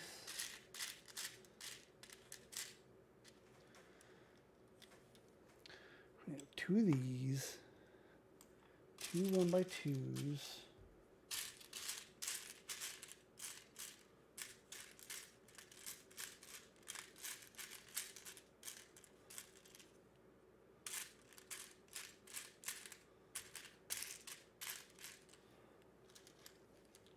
One of these, three of these. There's our 1x1 flat piece. Sometimes that's what you do.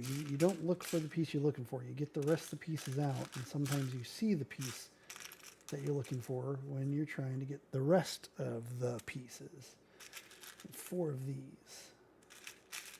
1x1 with the little grabby hand sticking straight up instead of off to the side. Cool. So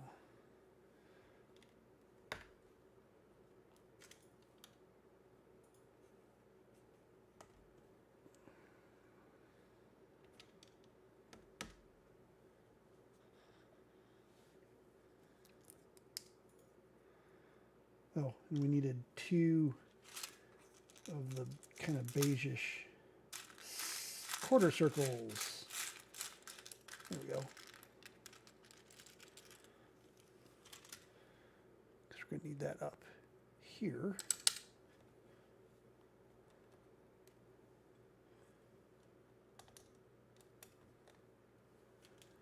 And we'll put these facing this way. Yeah. So something's going to get stuck in those. Nope, two over. Two studs over, not one stud over.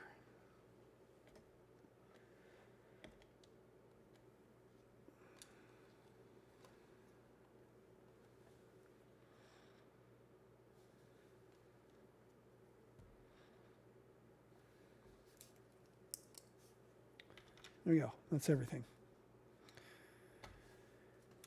Now we got to Make a, what, another display stand or something?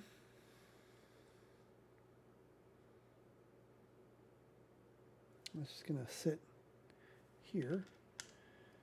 Take two rods, two what?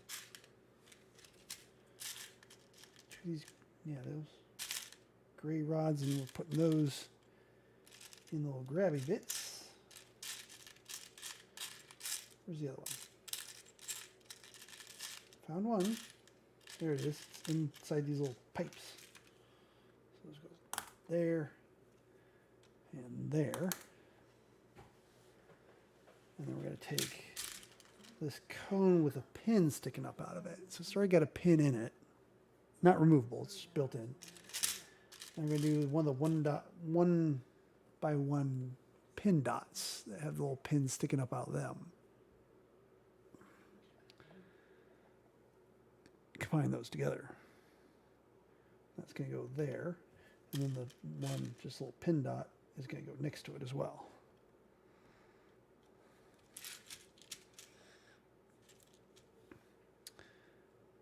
And then we're going to use both of these and cap them off nicely. Sort of wonderful little cylinders with really teeth in the side, right? And then we're going to cap them off smooth like that. Put them there and right next to it. So that curve is perfectly matched.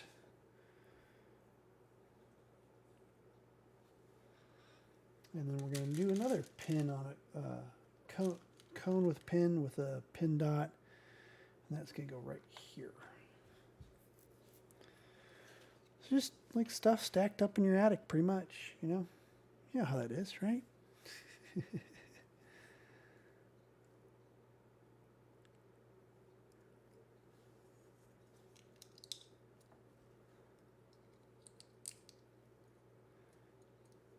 That's going to go there. And on top of that, we're going to make some chimneys. So we got these nice, again, Technic pieces that we will take 3 of those, and we're going to put these little cone pieces in, which I guess could go either way, right? No, they only go the one way. Looks like they could almost go the other way.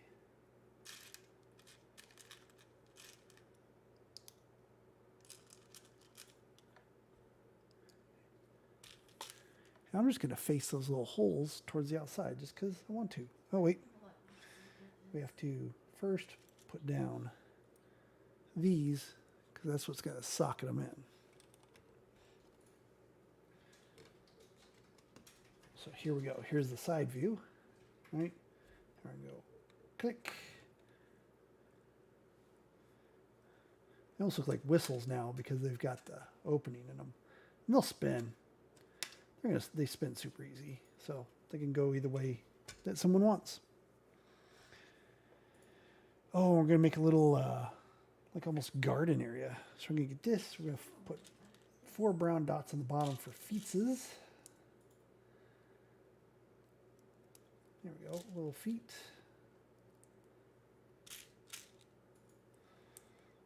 And other little brown bits on it to put leaves, little leaves.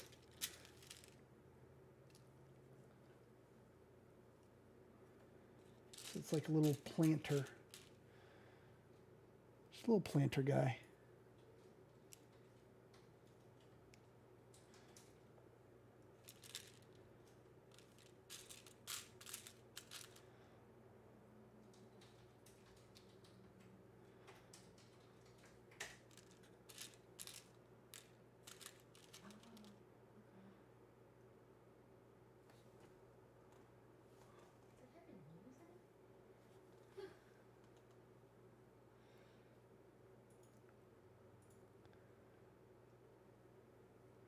There we go. And we got a little planter over here.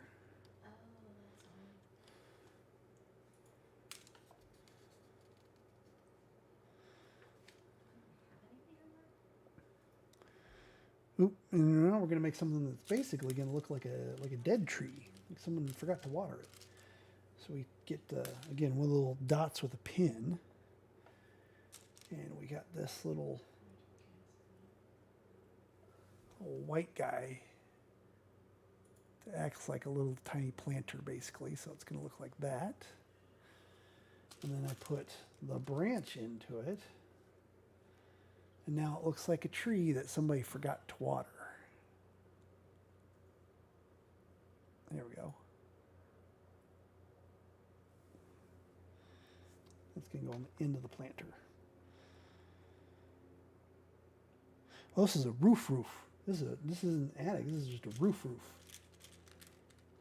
because we've got little other rooftop items that we're doing here. Oh, like ventilation stuff.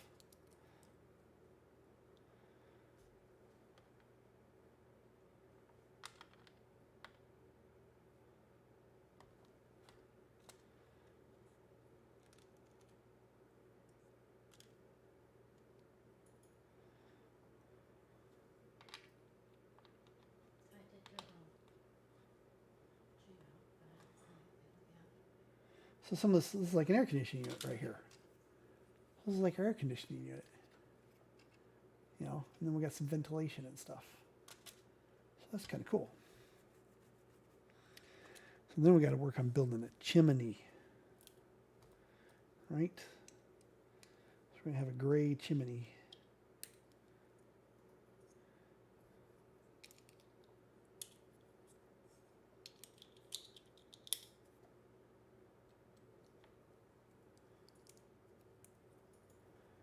We're going to build two of these, maybe? Yeah, we're going to build two of these.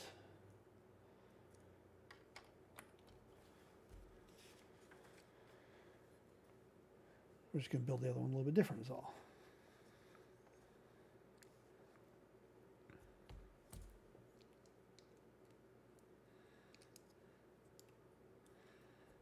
So, two gray chimneys.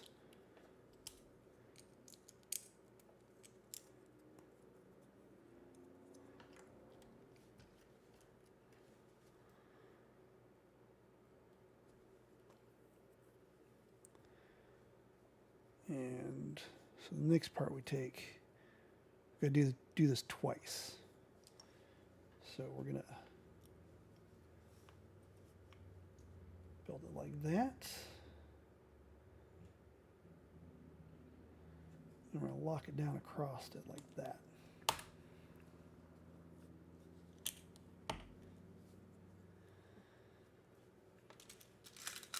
You know, with lots of flat pieces.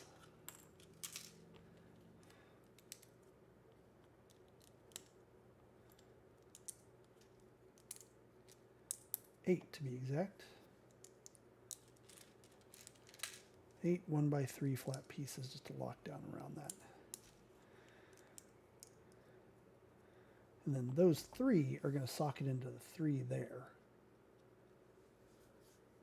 So it's going to be an off-center, slightly different than normal connection, but that then makes that centered very nicely. And then also those 2 are going to socket into those 2. That's why the rest is smooth.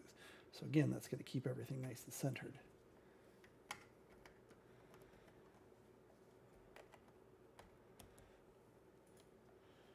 And then you got these 3 on each side.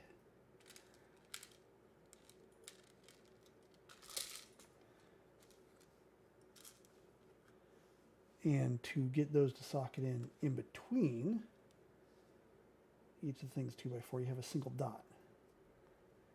So that single dot at the bottom of these allows it to socket in the empty space like that. So we need 6 total. We got 1 done.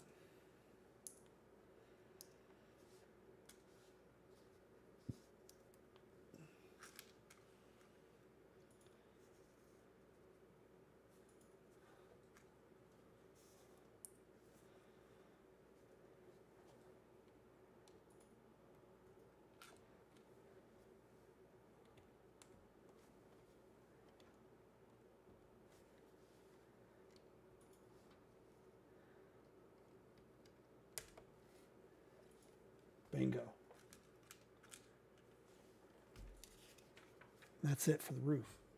That roof then goes on top of this floor. So let's drop our extra pieces over here. So the roof goes on top of this. And it's going to lock down basically in 2 pins. Notice that goes along with this very nicely. We've got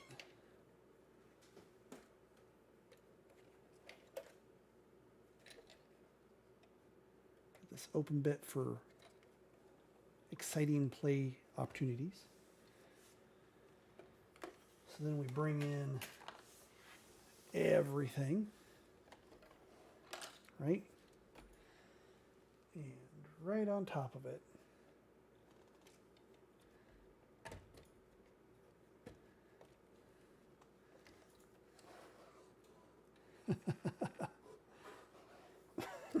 zoom out a little bit for that.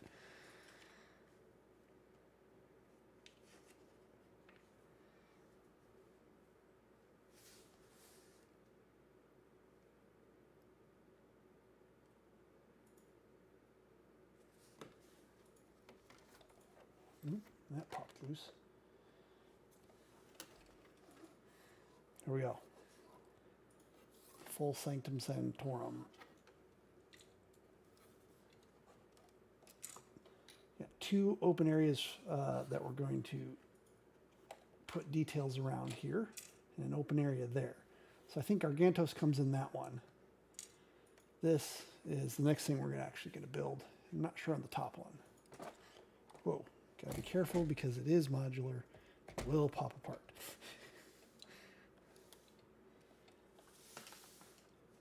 So, what we're gonna do, since I know we're working on the bottom part first, I'm gonna move that off. That way we can show some detail of what we're doing here. Because we are on bag 18. Last bag.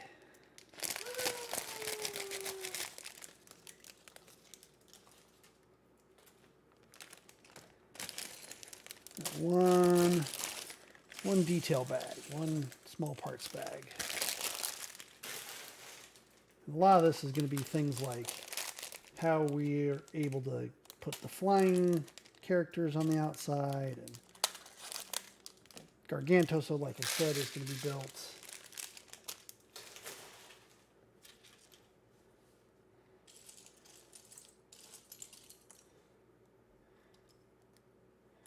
Some nice leafy bits in 2 different colors of green. 3 different colors of green, it looks like. No, 2 different colors. That is going to have a sticker put on it. One of the last big stickers, too.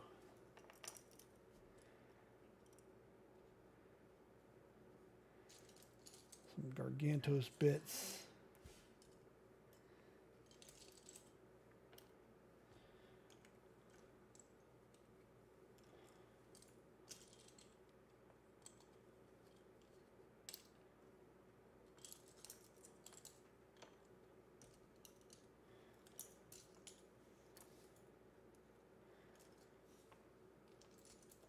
These are actually going to be part of a portal. Just going to go right here in a minute.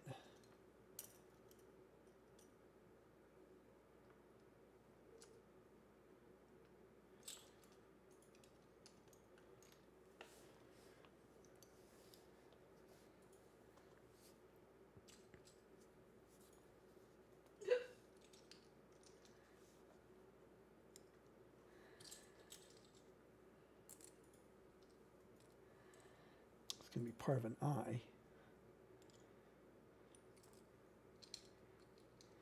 The baleful eye of Gargantos.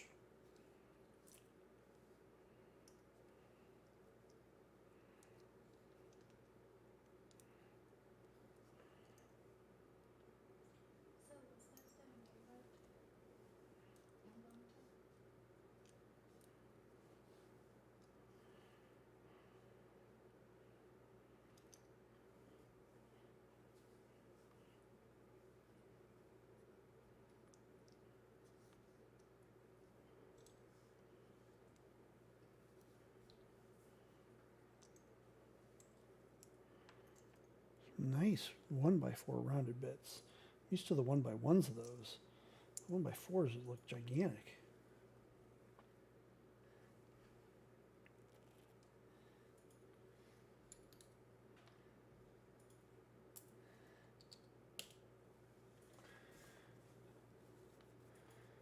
Okay, so we got to start with 2 of these stacked.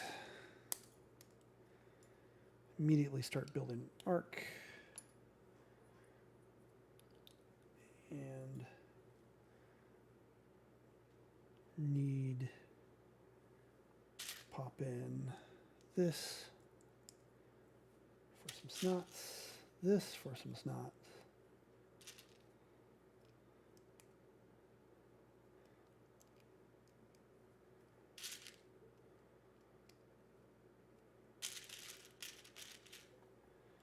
So this is going to build a portal here. So it isn't a patio that's just easily accessible like I thought. It's actually, you get to it by creating a spin ring portal.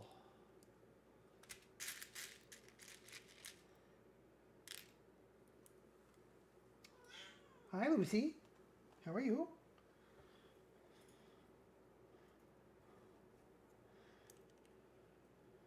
That is a very interesting, shape. That's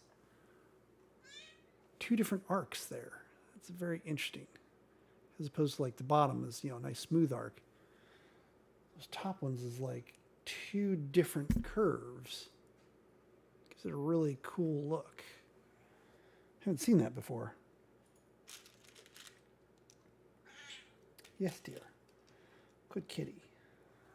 Yes, you're a good kitty. Yes, get some petses. Good kitty witty.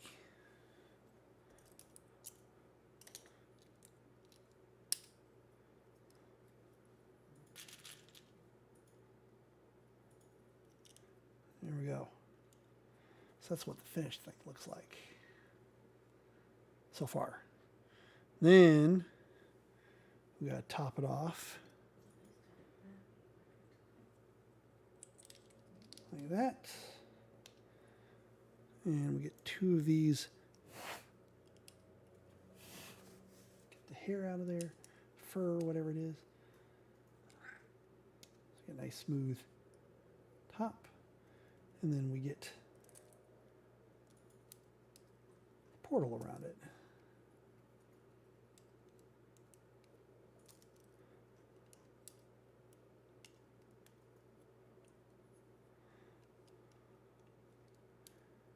And then you have this great little portal door. And that just goes right here.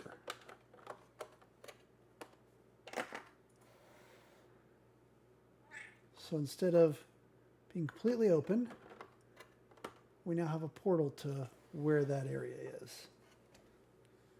Which may not even be in the Sanctum Sanctorum. It's a portal. Could be anywhere. It's just a visual representation right now. So now we build a similar wall that we're going to put somewhere else. Where are we putting this? We're going to put this on the top area. So let's move the bottom out of the way. And we're going to build what's going to fill up this part right here on the top. This.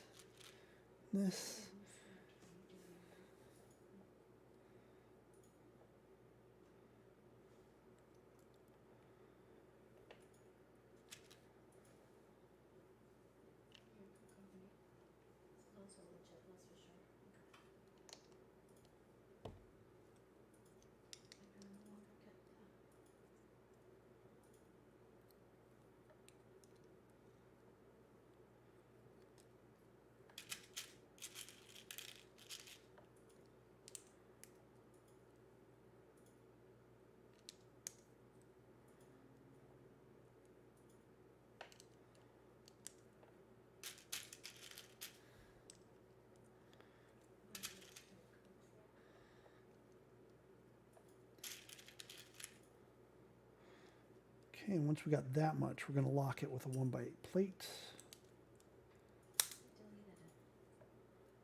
So further. And then we do another 1x8 brick, which we continue doing similar items now.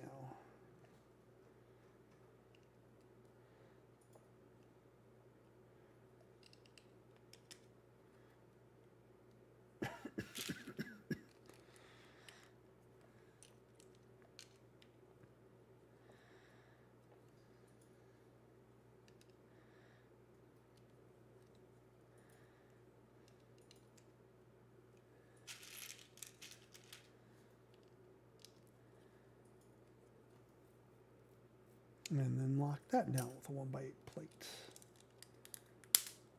We got a heck of a wall now.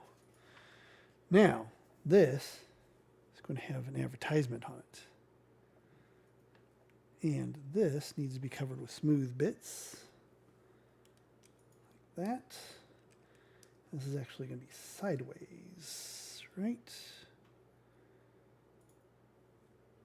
This is going to fit in like that. Yeah, it's gonna fit in like that, so that when you want to get it out, you just kind of go like that, and it kind of rests against that picture a little bit too, so it doesn't get pushed in too much on both sides actually, because there's none down there. It's just enough on that, so it's pretty decent. Doesn't like push in real easy. And then if you want access to the inside, you got easier access to the inside on top of pulling the roof off. So it just gives you more room for your hands to do stuff. Now we're going to have an advertisement right there, and that advertisement is going to be because Captain America wants you. Of course, it's got to be a giant sticker. We all know how easy those are to mess up. So let's take a look. This is pretty close to right to the edge. Yes, dear, it is very, very close to the edge. So we want it about like that. That's not bad. Not the worst, not the best, but definitely will do. And there we go. New exhibit for Captain America. Not Captain America Wants You, but the museum exhibit.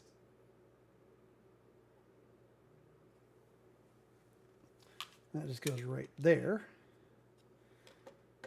And then our wall slides in. And now you have this Captain America billboard on your top floor.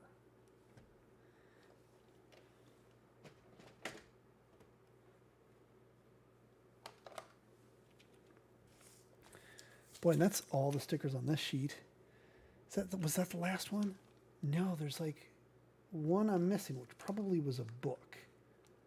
Oh, no, it's 117A. That's an address. Huh. I'll have to figure out where I missed that address. Unless it's still coming up, then I'm going to use it. Okay, so now we're going to build a wall that has Gargantos coming through it. And I'm curious. I'm really curious because they show it. Curious if it's reversible. Like if you could do it either way, play-wise. You could do it facing towards the inside of the Sanctum Sanctorum and they're like fighting him off, or he's coming out of it and they're attacking him. I don't know. But we're going to build another wall.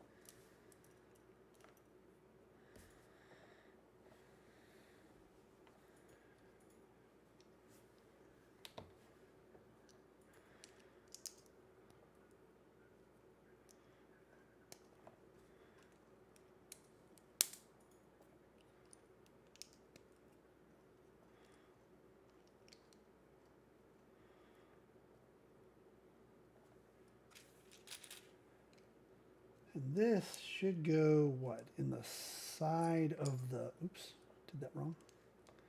Side of the second floor. So we've got floors 2 and 3 together right here, right? And it's going to go in here.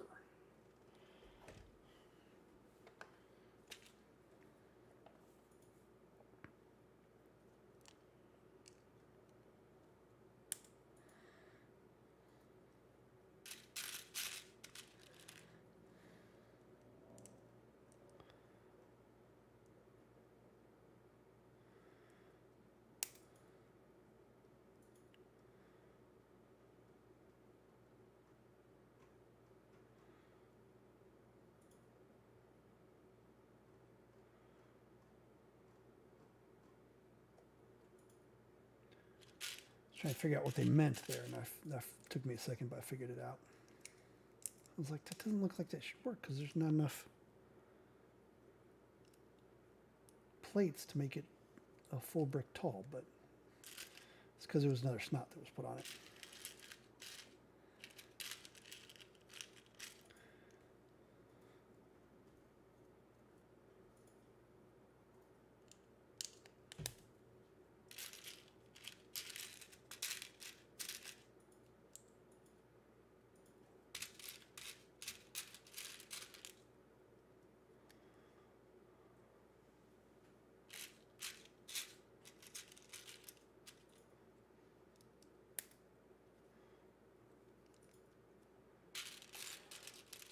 Bunch of different bits.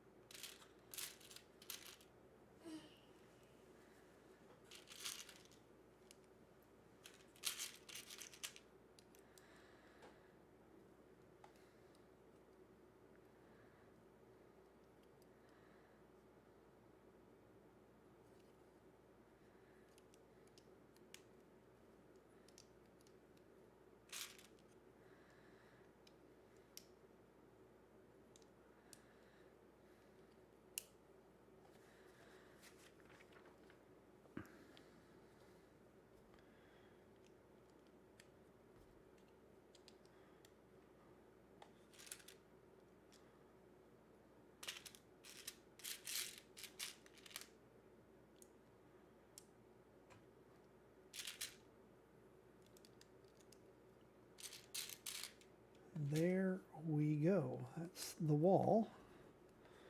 Lock it down with that. And put the nice little smooth bits on top. There we go. There's our wall, which will go right here. And again, sneaky them. They have like, you know, pictures or stuff, cool stuff on the inside that keep it from pushing in. So that's going to be our wall there. And initially seems reversible, but I don't think it will be. Some of the stuff's too close to the top. But hey, we'll see. Now we got to build the portal that Gargantos is coming out of, because he's pushing through a portal is what it looks like. That demon that he is. Cool. OMG, the eye piece is awesome. They got a domed, like the headlight, but in amber, and then with an eye on it. That's so cool.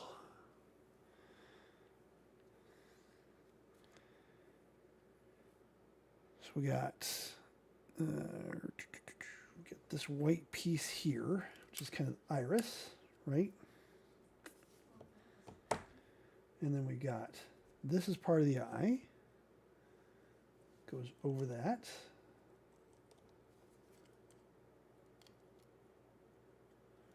You know, it doesn't look like much of an eye yet. I know. It's getting there. But then next, we've got this red piece that's going to fit into there. And we put this on top. And that whole thing goes right in there like that. And then all of a sudden, you got an eye. Quite a bloodshot one, too.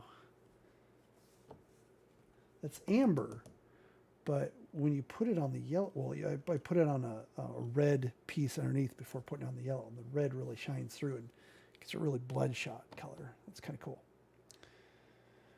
So then,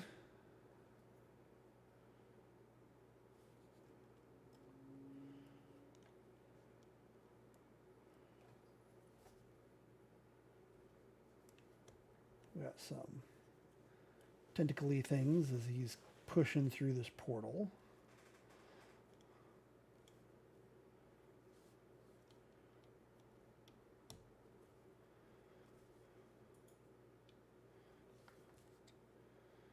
And we got two bigger tentacly things.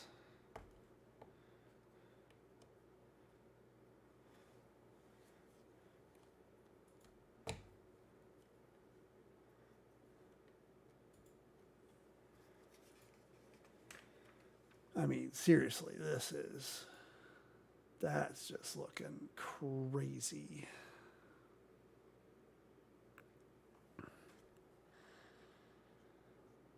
Yeah, it definitely would be a pain to put on that on the inside, but boy, it works great with just, you just see it sticking out there.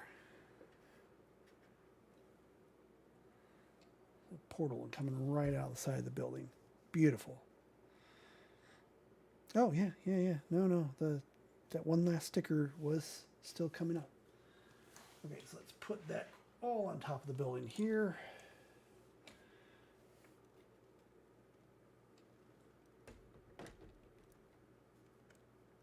Okay, and let's carefully show all the sides. So here is the front. We rotate around that beautiful angled side there, going to our side view, going to our back, Captain America exhibit, our sliders for a portal, our portal here to where some very important artifacts are being stored, our side where Gargantos is coming out of a portal. So very nice. Couple things that are finishing it off. One is the last sticker that I had actually goes on a little thing here, and it's basically it's like a letter thrown on the ground, I guess. Why it's, but yeah, it's addressed here to 177A. Can't quite read the street.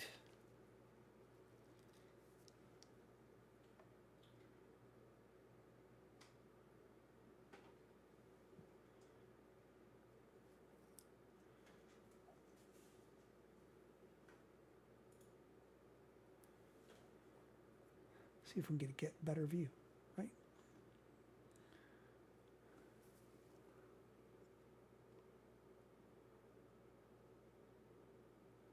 Oh, wow. Pushing the limits of the close focus here. So that just goes right here.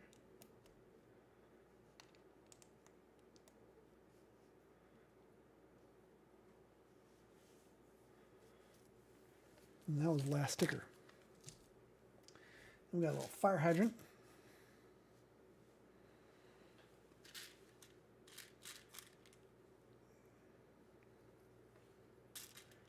Creatively put together with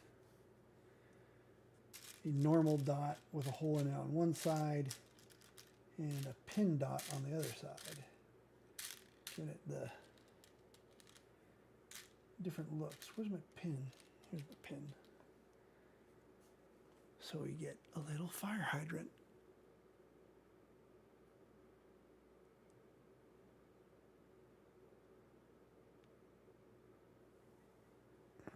And we'll of course put him on gotta put him on there we go, even better.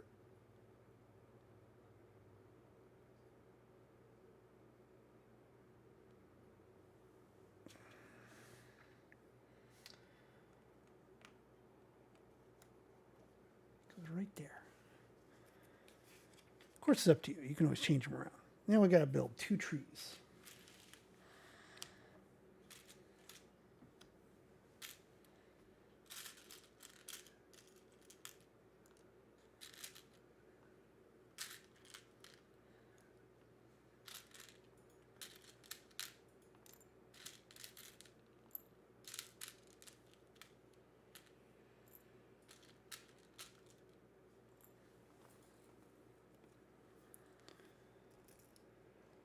So we're going to two of these guys. We just use a saucer plate for the bottom, kind of mound of dirt around the roots, and then 3 little pin pipes to create the trunk, and then into these little fancy things that will kind of give us the top of the tree. So here's the tree without the leaves.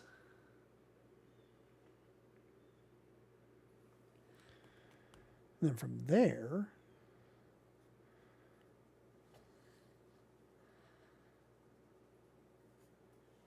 we take one of these and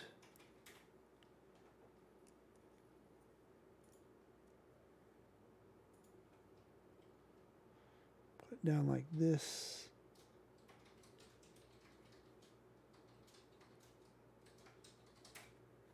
And we put a leaf on top of it.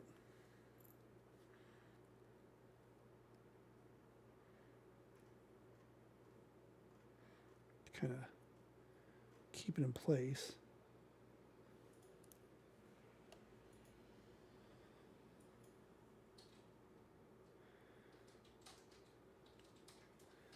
Get another leaf on it down here. And then take another one.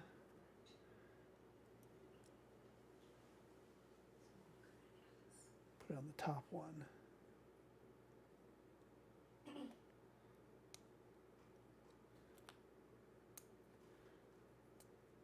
This was actually supposed to go on this one. So we got a little leafy down here. And another little leafy over here. And that's on the medium one. And this is on the topmost one. And it's got a leafy holding it down. Bless you.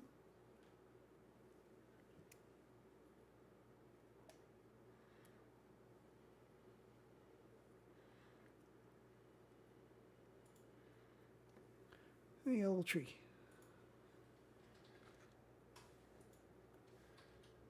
Yeah, a little leafy. A little leafy. Big sets of leafies right here.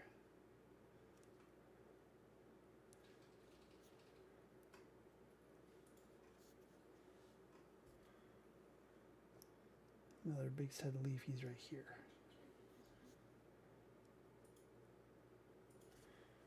And we'll put a tree there and a tree there.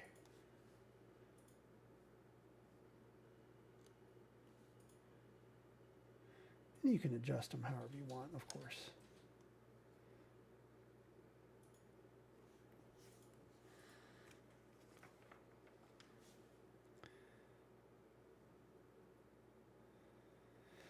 And these are what you connect to the side of the building for the fly people. Do that with clear and one of these. Stick that in there, and then you can pop it into one of the places like that, and you can have, for instance,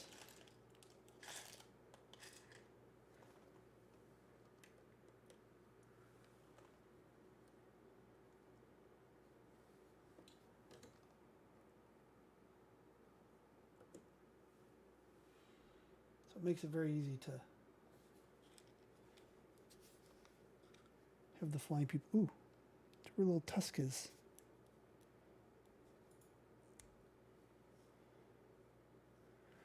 Or like Iron Man. Put it on the back of his leg.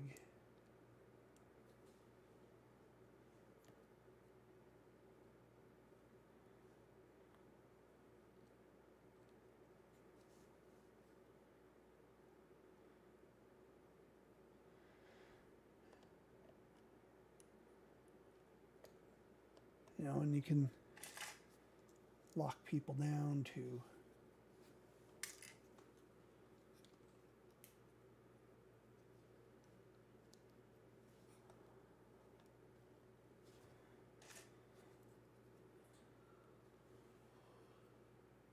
Spidey running along the side of the building. Scarlet Witch on the front.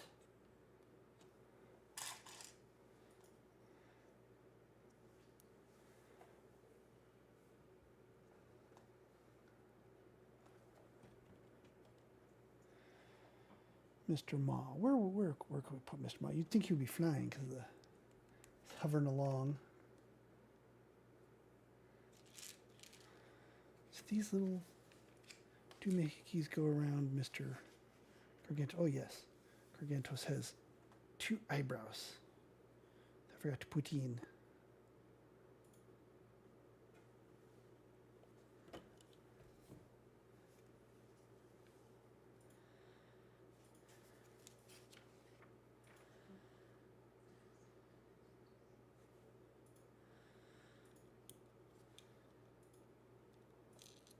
You know, you should put to go in here.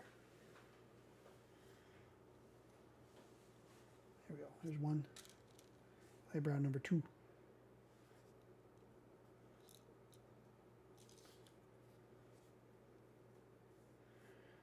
The eyebrows really don't want to stay.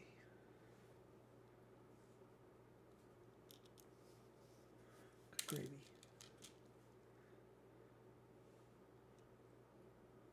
There we go. So yes, he's got little eyebrows on top now.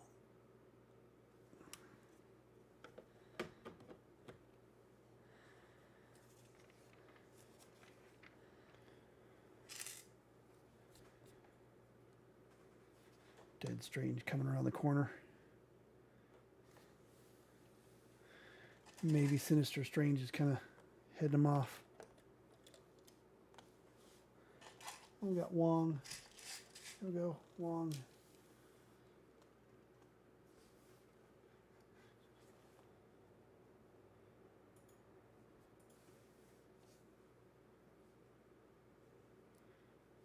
Actually, maybe Scarlet Witch will be. Wong can be up here. There we go. 1, 2, 3, 4, 5, 6, 7, 8, 9 minifigures. 3 different Doctor Stranges.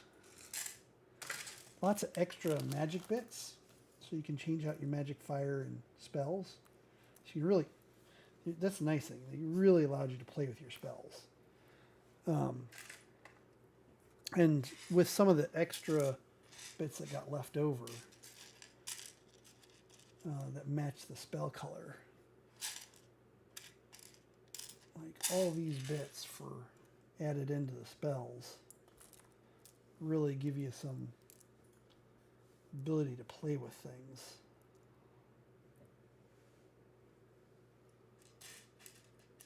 Yeah, you could really have some fun with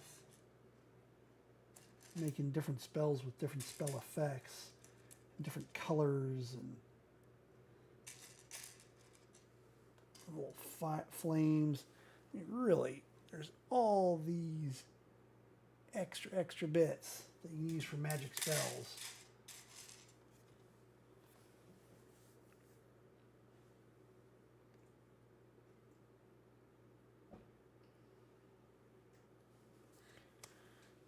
And you know, like, oh, you don't want, maybe you want Scarlet Witch down here, and Iron Man's getting ready to fight him. You know, and maybe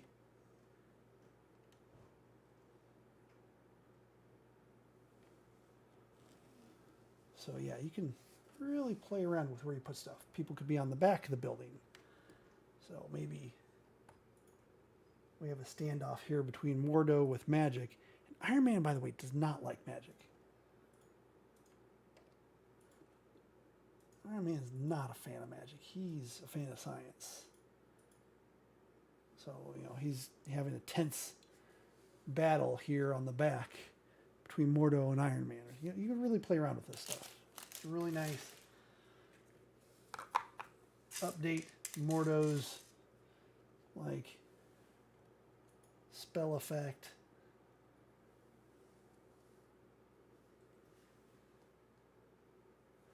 A whole bunch of different ways.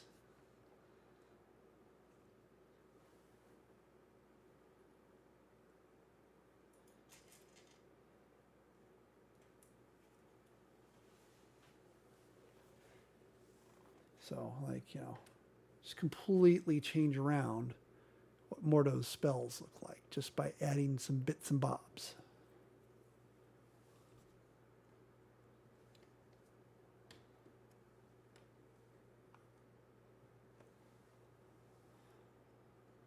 Could be he's got a height advantage on Iron Man here. So he's up on this higher one.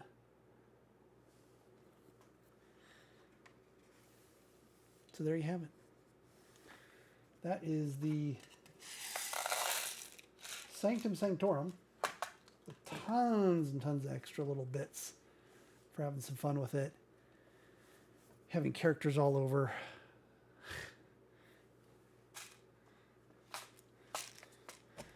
And Mordo is going to get in on some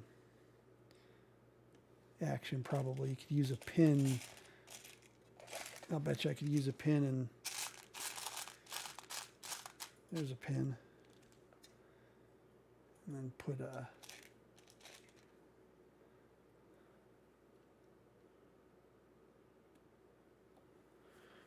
Mordo got a little magic there.